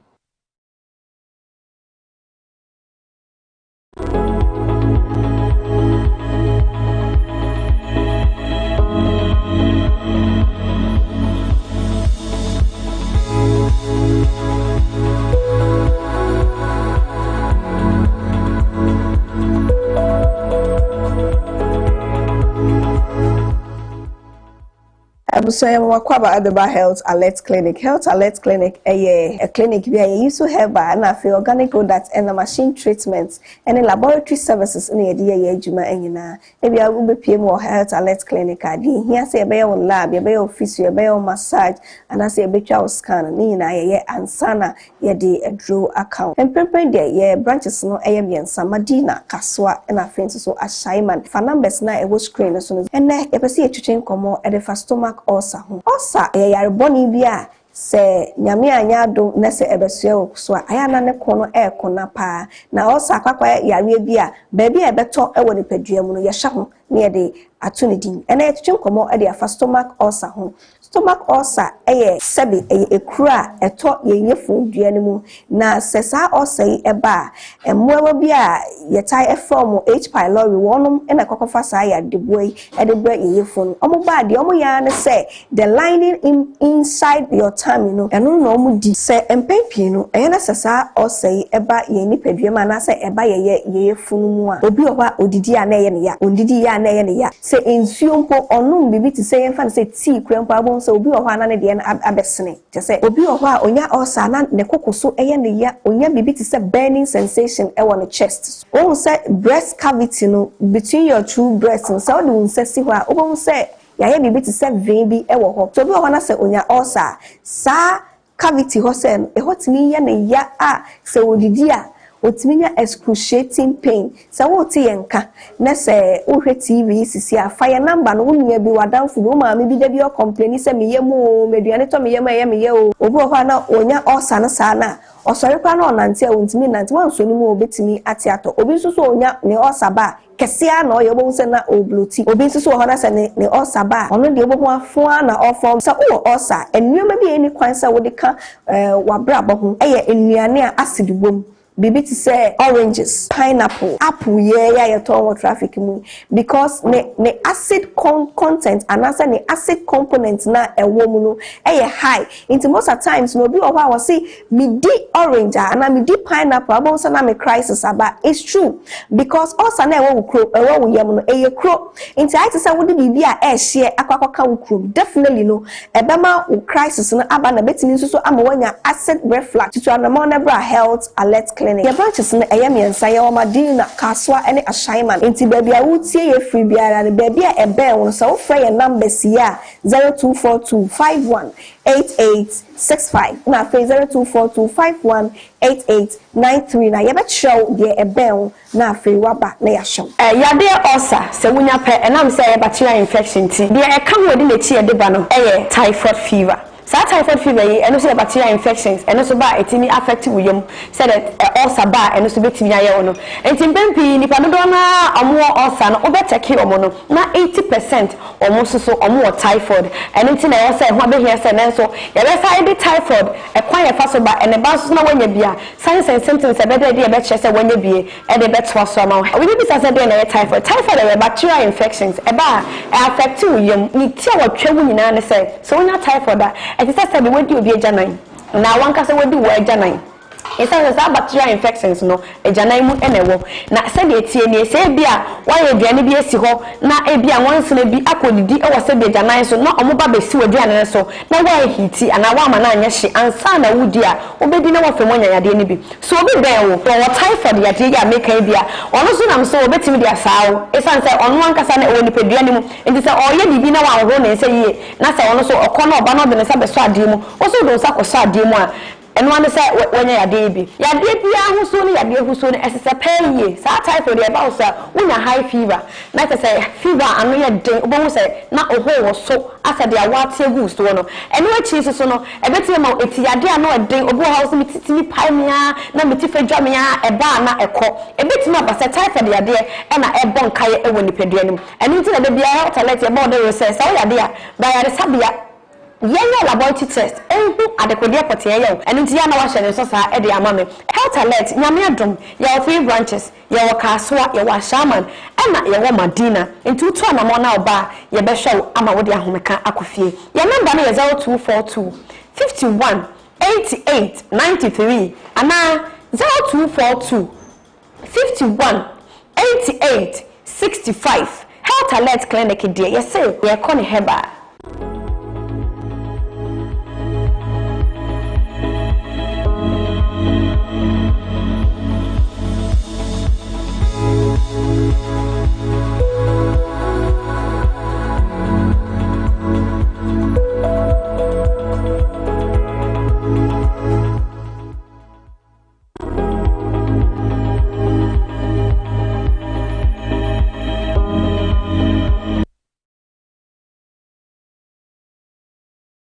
for minor tenants with Jabo say our power 97.9 of so TV XYZ.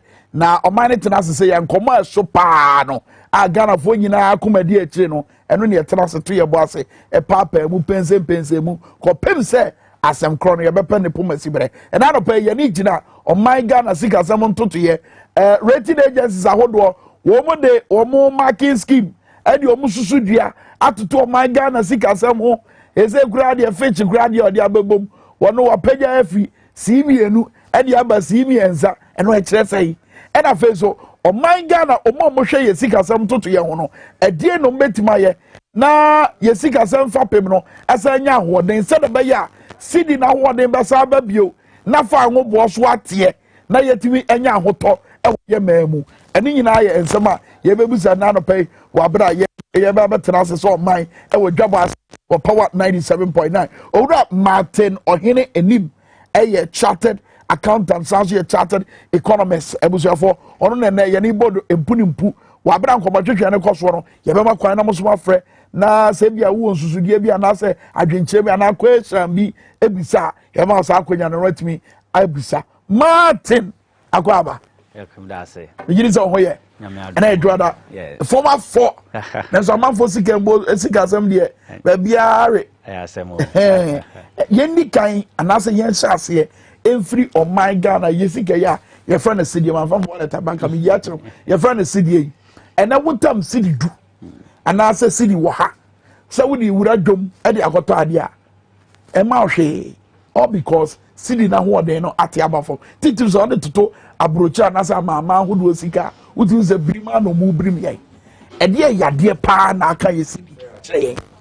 Okay, good morning once again to more viewers no any listeners you know Ghana across the world. City depreciation a very topical issue impact your economy because it impacts other macroeconomic indicators our economies more to say inflation, aggregate demand, any nyama into which the Ghanaian cedi recently now for the 15 months going on are depreciating. This is a historical issue. The last 15 months continuously the cedi has been depreciating. Even last month I think Bloomberg did or your analysis beyond the 150 currencies across the world, and the Ghanaian cedis was rated the second worst performing currency we are seeing now. Just above we yes.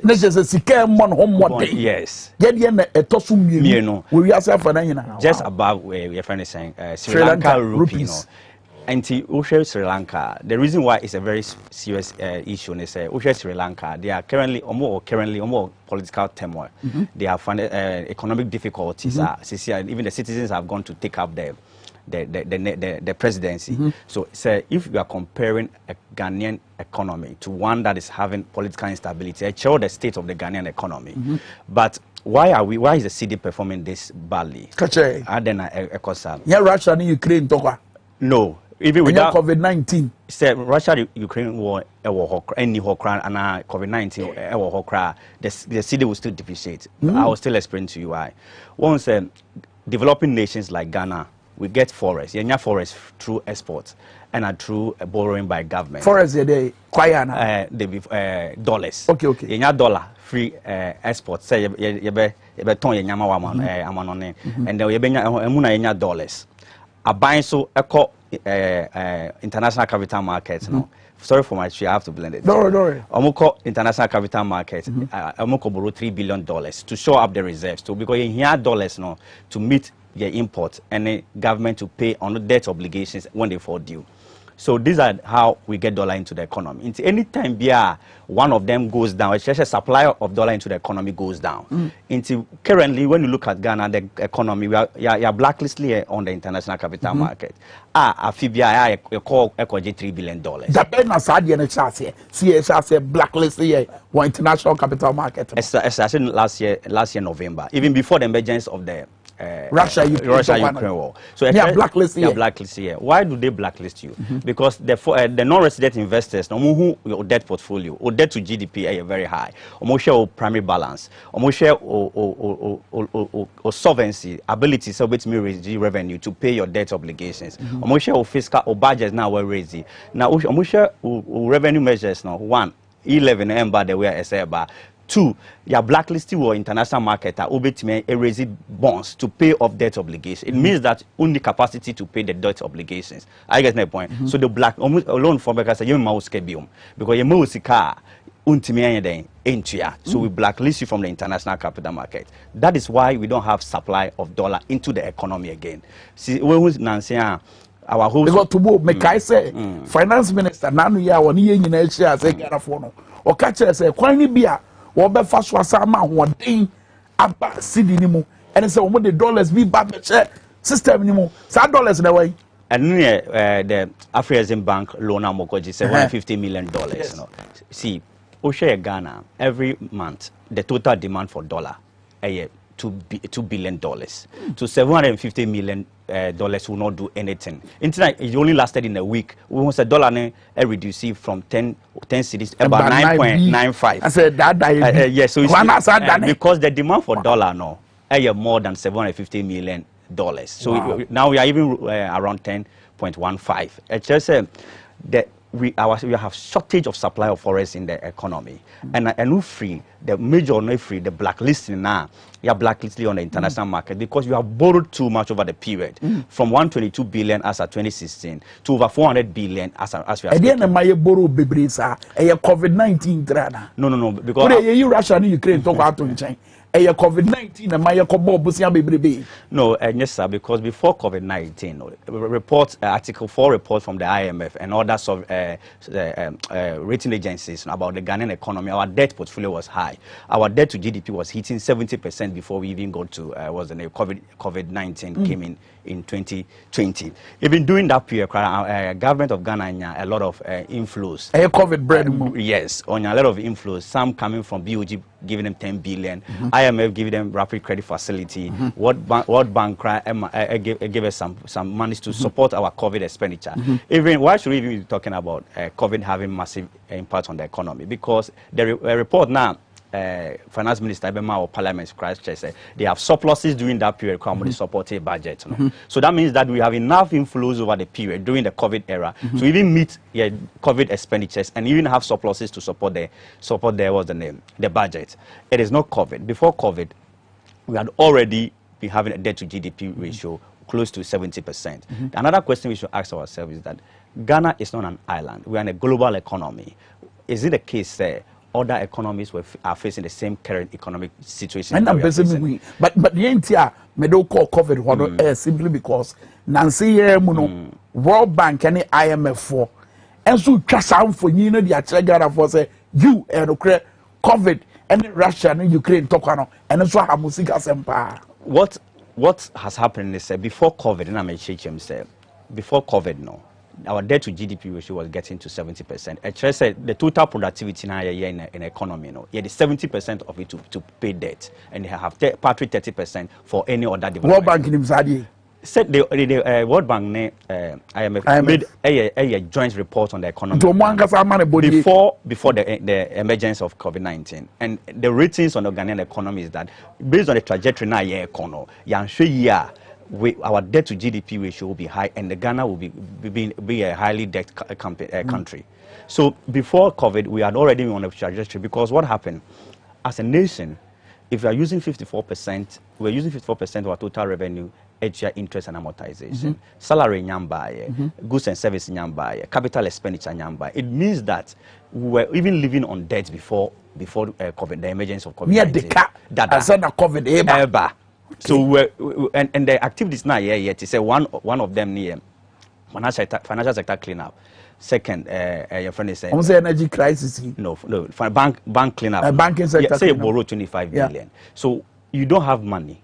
You don't have money as a country.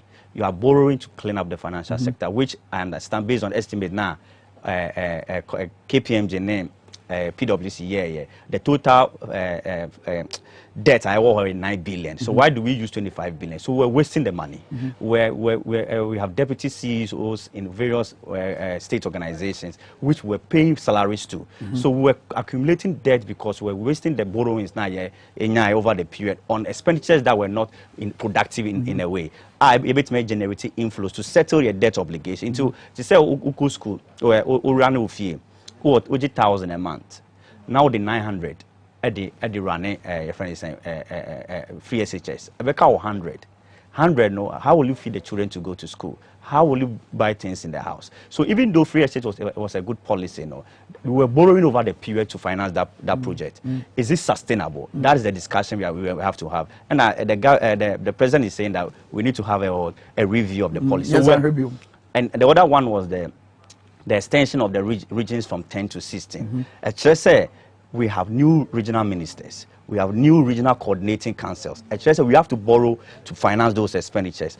Ghana as an economy, do we have the financial muscle to be taking those additional obligations? Is it possible? No, because already we're running a tight budget. So when you create those expenditures, when you are financing your friends a cathedral, it means that you have to borrow. Okay, all right. One of the problems so I allude to answer but over bump so I'll bet say I know dry you hear sabri said by oh my God, I see one of the problems are buying allude to a energy crisis. Ebra here dunum kanya mahama jitwo no so say na pes wo jitwo no so say obetu ase. Omo say mahama na mo na wo 2 year no e de ka bae e no so kan bi na esika se ma say e no kre. Well, sometimes here in some way, I kind of, as an independent economist, no, I kind of wonder because their argument is that the last NDC administration or Mahama administration did not solve the Doomsop problem. So how come they are the one causing? Also, said the chamber almost solve it. There's woman they can buy. But at that stage, you know, as a leader at the time, you take decisions that are in the interest of the nation. One.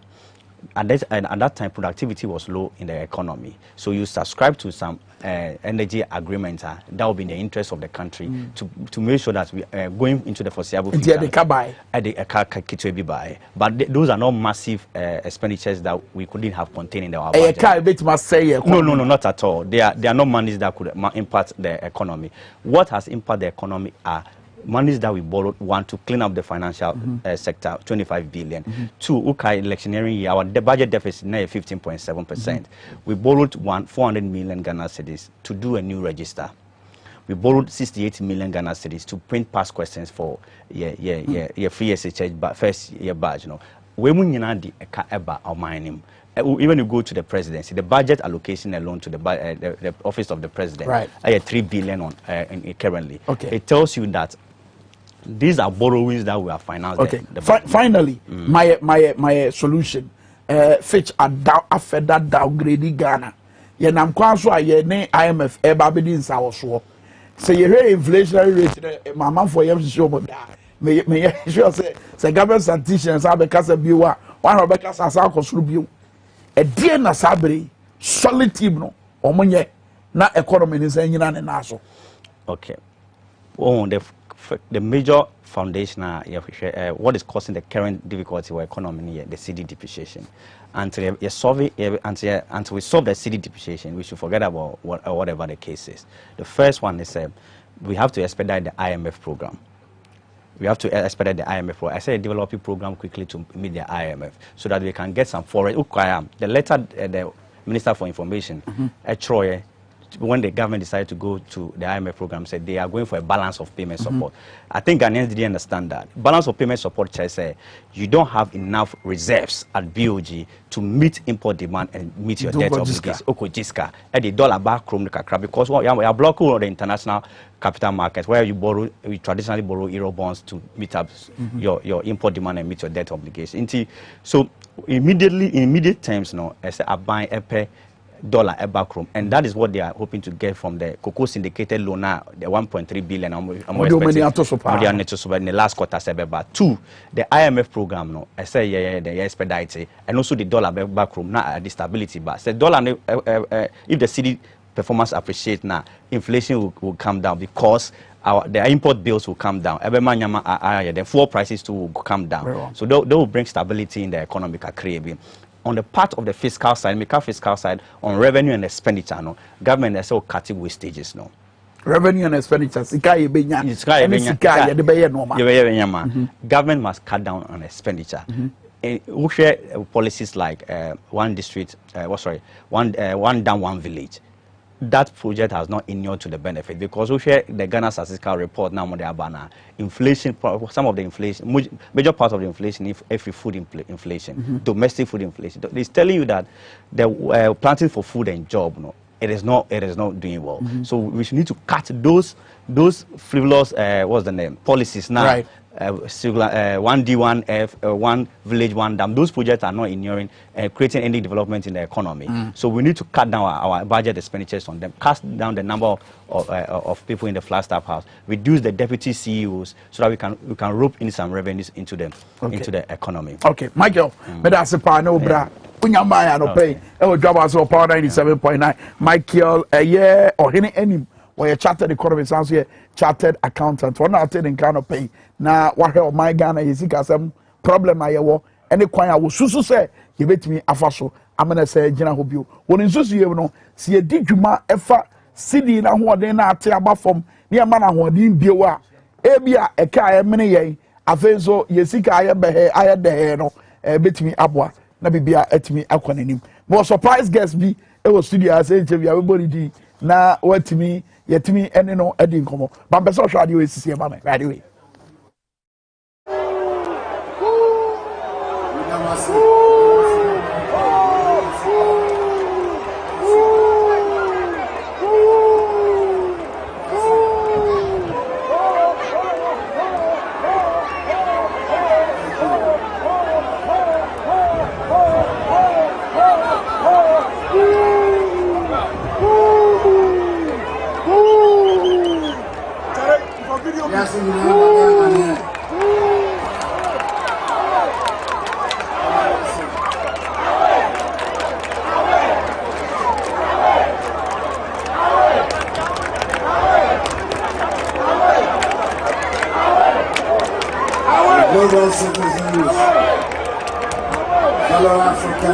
Appear to be the biggest story. What Ghana? Be a Kamwasem.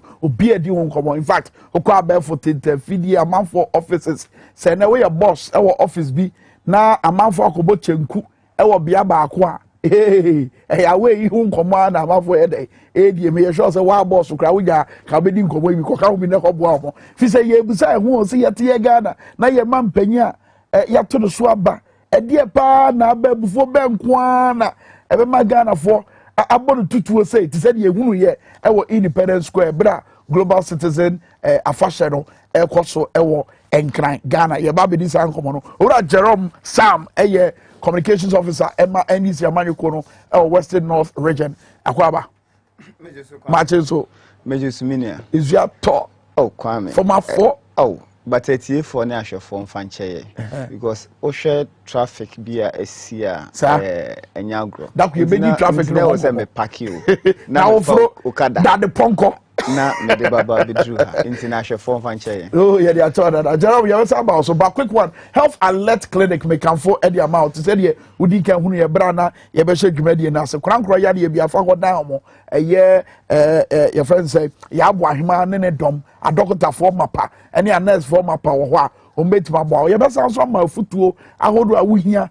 said be ya wonua ne die mu ne wanamontuo bi no o betima ya ahwe ye wo ho ye so aso won fidie wo ho a ye betimi dia hwew na ye de ahwehwe mogya anim ye de ahwehwe wapomu na ba bia yade bia wo no afidie na ka che gina so ama adokota for e de hunuro ene ho ayaresa e de amaw health alert de si ye kono Ghana die mu nko heba nuro na na ye de ye adwuma eti say ye madenio say ye krankro diabetes yade be fakoda ho no mbeboa ehwe ma cha kwan ewo assignment obene Queen's Hotel ene die ni mo hwe omo ben municipal assembly no money amana real estate ene woda nkro ni ma wo assignment Medina post office there omo First Atlantic Bank na chiwa ene kaswa there Crispo City Junction Obolo Estate ya wo Concord filling station na chiwa wait my friend health alert ewo 0242 518893 and 0242 518865 health alert ye kono heba brada menche wade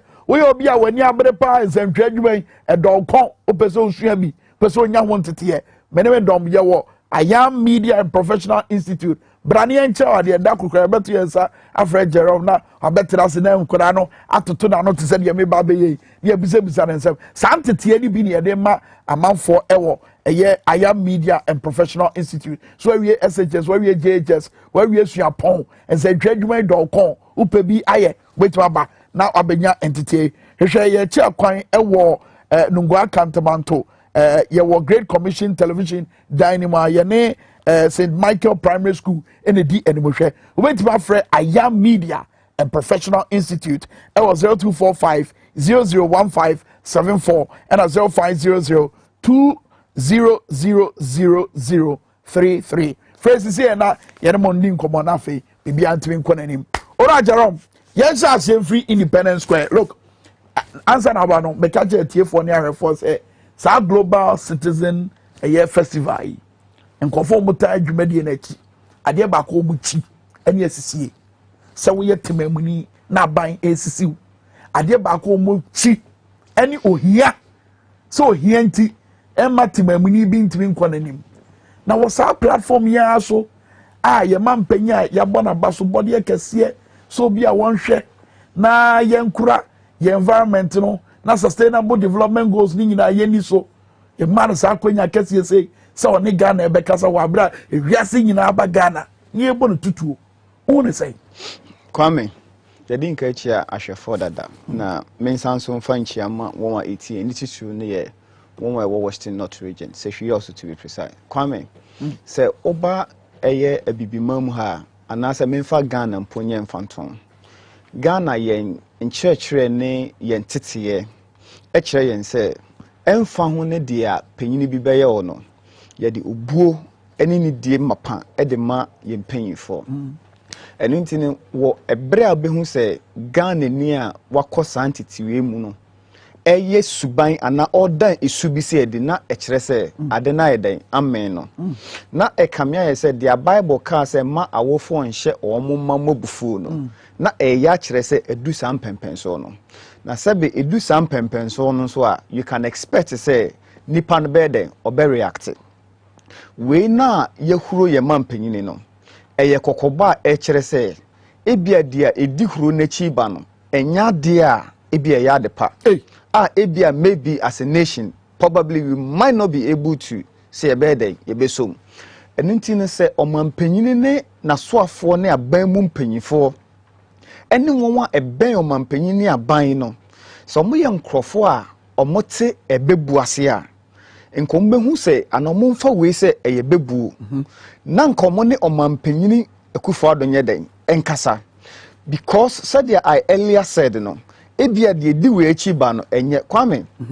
enna ye womi eden na ebema emabunu a beebi omugina na nka eye enije bia omubegi omani na omato mawre hoagu no still no eka omadwene se enioma bi nyeden enkoye enioma bensa na enkoye Kwame enkran ha if I should tell you say enese uche obimpo 5 cedis a anhwe your better phone posetia no so enkran ha akra ha enye baby akra ha say Kwame I was shocked because nipa kro no enye se sebe o ekwadwufo anaso ompedwuma yo nipa kro no even at the time on no apese o create opportunities for himself or herself no ebi nye den emma ebi ma na se ebi ma na ene o kaise president Akufo-Addo to me the ekunya CV8 bakumu eto fi obey 25 million egu muchi e de ko because baby o ko nkunya ni ho nti no odigu ka mu ko e de ba se babu no ne to ne besi na adwene mu a di obeye ni na wempo ye mu nketo se enne yeto na aban mu mpanyimfo e di sika abroad they are not creating any job opportunities for aye emabunu na de besini enne se napko yetimi di omoka be 8 months etuemu 1 month per the mawom abra kire na kase odwumayeni akatia yeden ese no ena me no kase there is no minister aban yeden edeneka there's no minister na nadmoni akoye adwuma 8 to 10 months untia ne katua ne ka 1 month afforestation ni akoye adwuma na se wonya akonya ba ho a yeti na yempo se sebe yensi won abo anase we did not pet them with stones na ye de yehuo mu keke because Kwame ni atemamufo ni komu no especially emabunu no ɛyɛ ahomte wɔkyɛ sɛ nyɛ ɔmo mfom soɔ ɛyɛ mama ahodoɔ wɔ wiase afa na nyinaa na ɛfa deɛ yɛfa mi Russia ne Ukraine etu aboba ne ɛyɛ topa yɛ ɛto a yɛbɔtɔba na ewura Kwame nokura ewu mu ne sɛ ansa na Nyankopɔn ma Jesus Christ aba asase so omewu no menya sure sɛ na bibia yɛ totin anana bibia koye bibi nkoye ni nti no enoka sɛ Jesus Christ mfisoro nya dai emra nti bre mu ɔden no ene yehu leaders sɛ bibia yɛ totin a ena sɛ Ghana we don't need leaders obia sorry anioma ye fi wɔ fam meyɛ ma adwuma so menya president sɛ o mayɛ dai. But because of say Newman Koye Nintino, ye leader said don't bet me to Tonyoma. So you thought say we are voting for you, say by comfortable. No, at our discomfort. And ye here will say, we need dear what Jinina was say we want now bit me a yen she mana toyeno, Faber bois. And you say, or how about still no you are complaining. Abra ye neighbors, Abra Ivory Coast for Togo for and but they are not going through what we are going through. Now I come here and say, Tina, what's you want to come? And just they are not going through what we are going through. And then just a Cote d'Ivoire, Burkina, and the Cote d'Ivoire, and the Cote d'Ivoire, Sika, Papa changing. And the Cote d'Ivoire inflation, aye, Papa day, a changing. And the Cote d'Ivoire growth, aye, Papa changing. These are basic economic indicators. A cherese, we economy na yede, a koye. It is an idea, Papa changwa. Na oye bibia sabi you are bereft of. Who ni sa nimdie ni bi. Who ni sa nimdie ni bi. And until say we mu nyina ko the same COVID, the same Russia Ukraine. Na ene Ukraine krampo na ye to bomb e mane won no. Omo kura economy no e ye papa chin wo dia. Now what justification do you have? You are crying more than the bereaved. Who soon pochin nipa sabi o. Ni bibia wo no. And until we no expose oman penyini ene na ban ni say indeed omo ye inept omo ni die bia fa omo ni die bia fa eye amamuo na wo so omo ye worry omo bu ene na ye pense mu mene akra da ko ba ode me ko be ode ma dwen si so say omo pe franka tufuo ana tuni dibre wo MPP mu no they should rather be worried because enye legacy papa de eja ma omo Kwame enye legacy papa. But ene before say woman no ebeye worried no the otiwo sisi ya no should be much worried. Do you know the reason? The reason is say ohwe ekwambe so na the youth employment ebaye.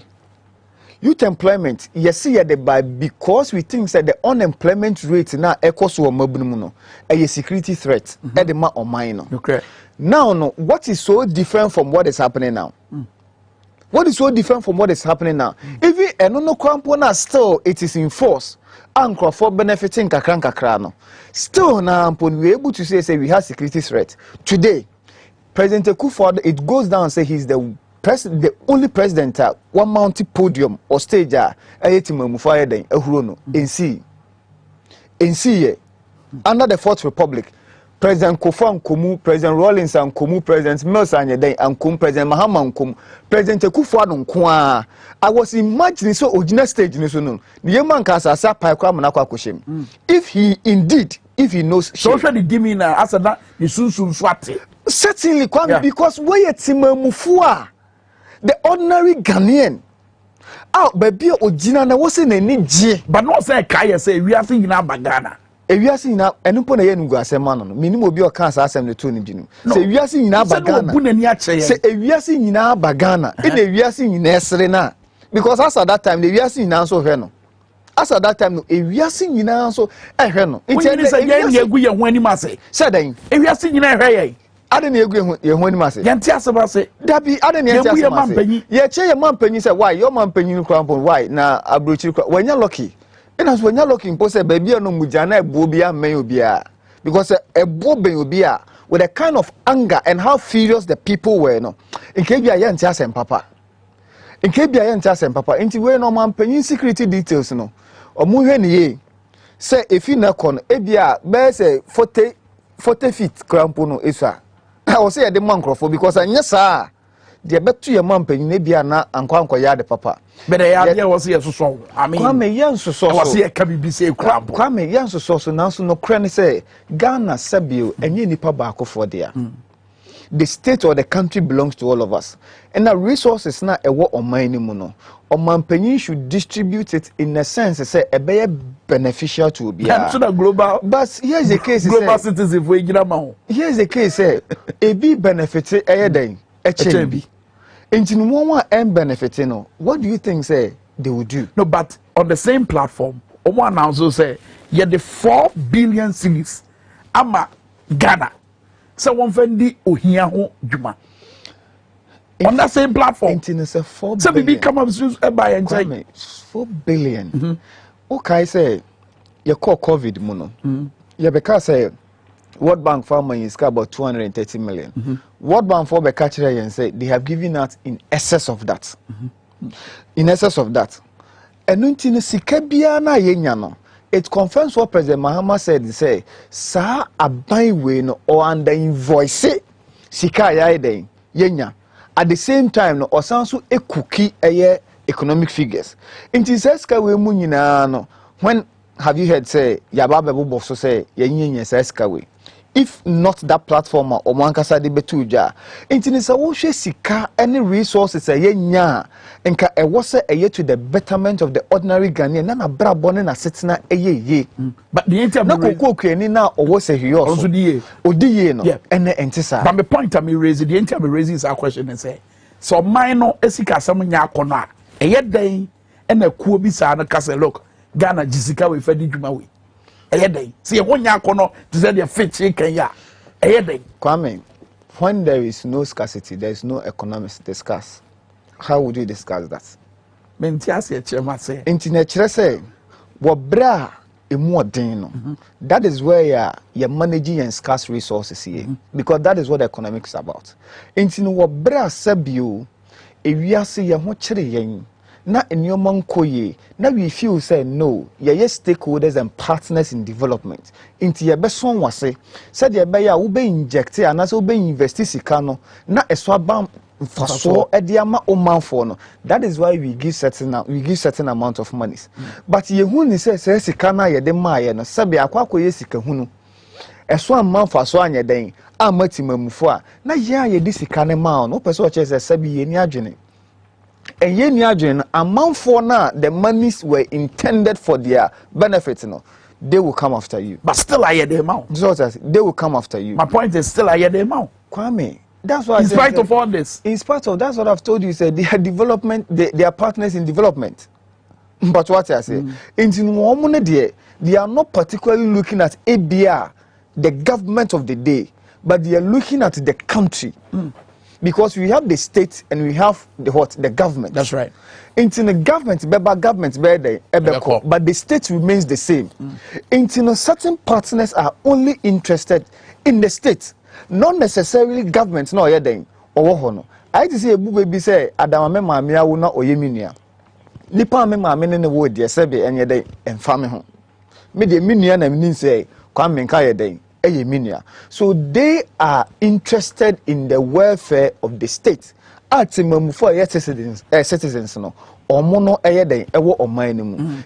Because of that, no, they will never waive their support. So omodema or minor, but it is incumbent on the government of the day to ensure, say, judiciously and effectively, utilizes Sikano to the benefit of all, especially the vulnerable.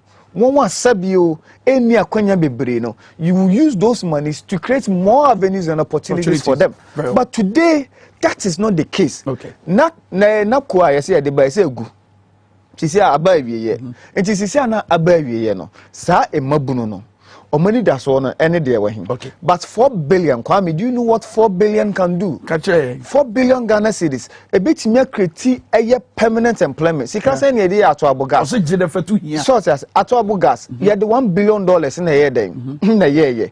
And at Abugas, MOBA Jumakran, Amabwa Papua Juma, MNO to mission a year in ma.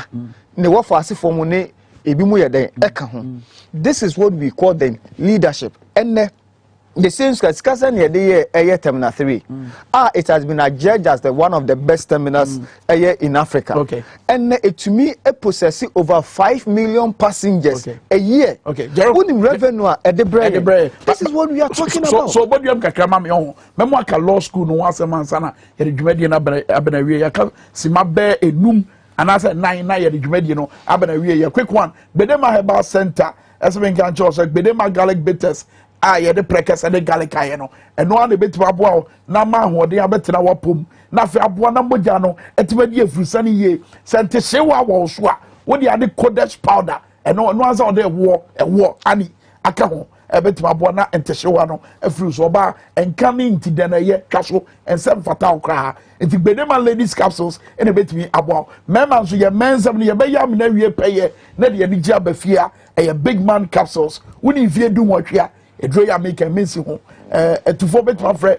0272422242 and 0248288788 0272422242 and 0248288788 uko kaishi drug lane Tenated shops King's Walk ne Hello Seba obenya bi ato and a Tribe of Judah e walk ye Kaneshi and a Kaswa and a herbal shops ahodo Ghana mu nyina bowrema Onsabeka and Raby ato afa Jerome quick one on a year Ghana Law School Dane den nyina na sa fibia ye te se ye kwatwen so ye nyantwe ade ya question na leaky eka Mensa Thompson kwa kentwam me antwen so bia bio Kwame on the lighter side no exams dey leak no mon twen say do so na ye be try in leaky sa kwa is say ye be try akoya mani e de say be do so da afa e be do so in leaky sa say de be ya be try but enye sapa de a ye can say e was here to me produce a lawyer for to say owura chachuchi katamu owura fo echi katamu ene won wa ye dey akeka keka no na wo say wa would wani agi edi law school for exams next year especially na say ya mra bia omode aba say mo na mo hwe emra ho nsem no mo de emra yehuni ne say etitia ye fa hodie so because as law student aye culture entrance exams no wo the undertaking ba say fa wonsa hase say culture exams nimpa uni ho kwan say ubisa score ubede ubenya you don't have any right na enono mra na yankasa yesua no aye de bo amanfo ho ban say pepper ye besi no na yankasa ye contest there is no pepper ya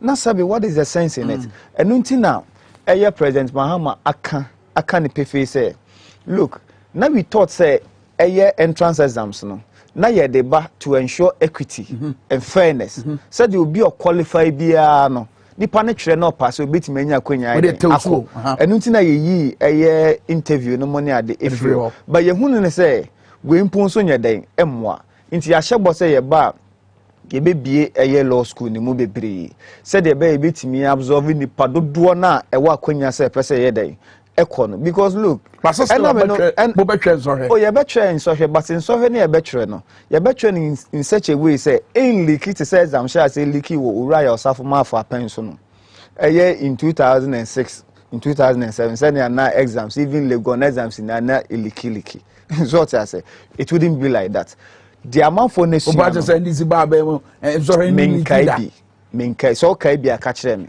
e bia ayira madwin so obi ni mo bi kire but as I sit here there menkai bi there me kind of my den makachron but ye ba you make sure say ye be ma law school ene law ho nsem no asa ye den afata enti no wie na so hu say obi a lawyer ni a then you know say the utmost respect the person desires no ayade obey den obenya because processes na nipa na den afomu no nipa no deserve it because me enye easy o even at the LLB level I can tell you say enya dey easy Jerome but we are so jarred bedo ase Jerome bedo ase kwame menso that slide wo haka onya be cho by time na so oh no I was enya ne sample but and I remember happy birthday in advance oh enya so so next month na happy birthday but in Chakese na mame fama also right constituency anyone offer forms across the country now so no okay we wish them well. Fantastic. I said Power FM na Facebook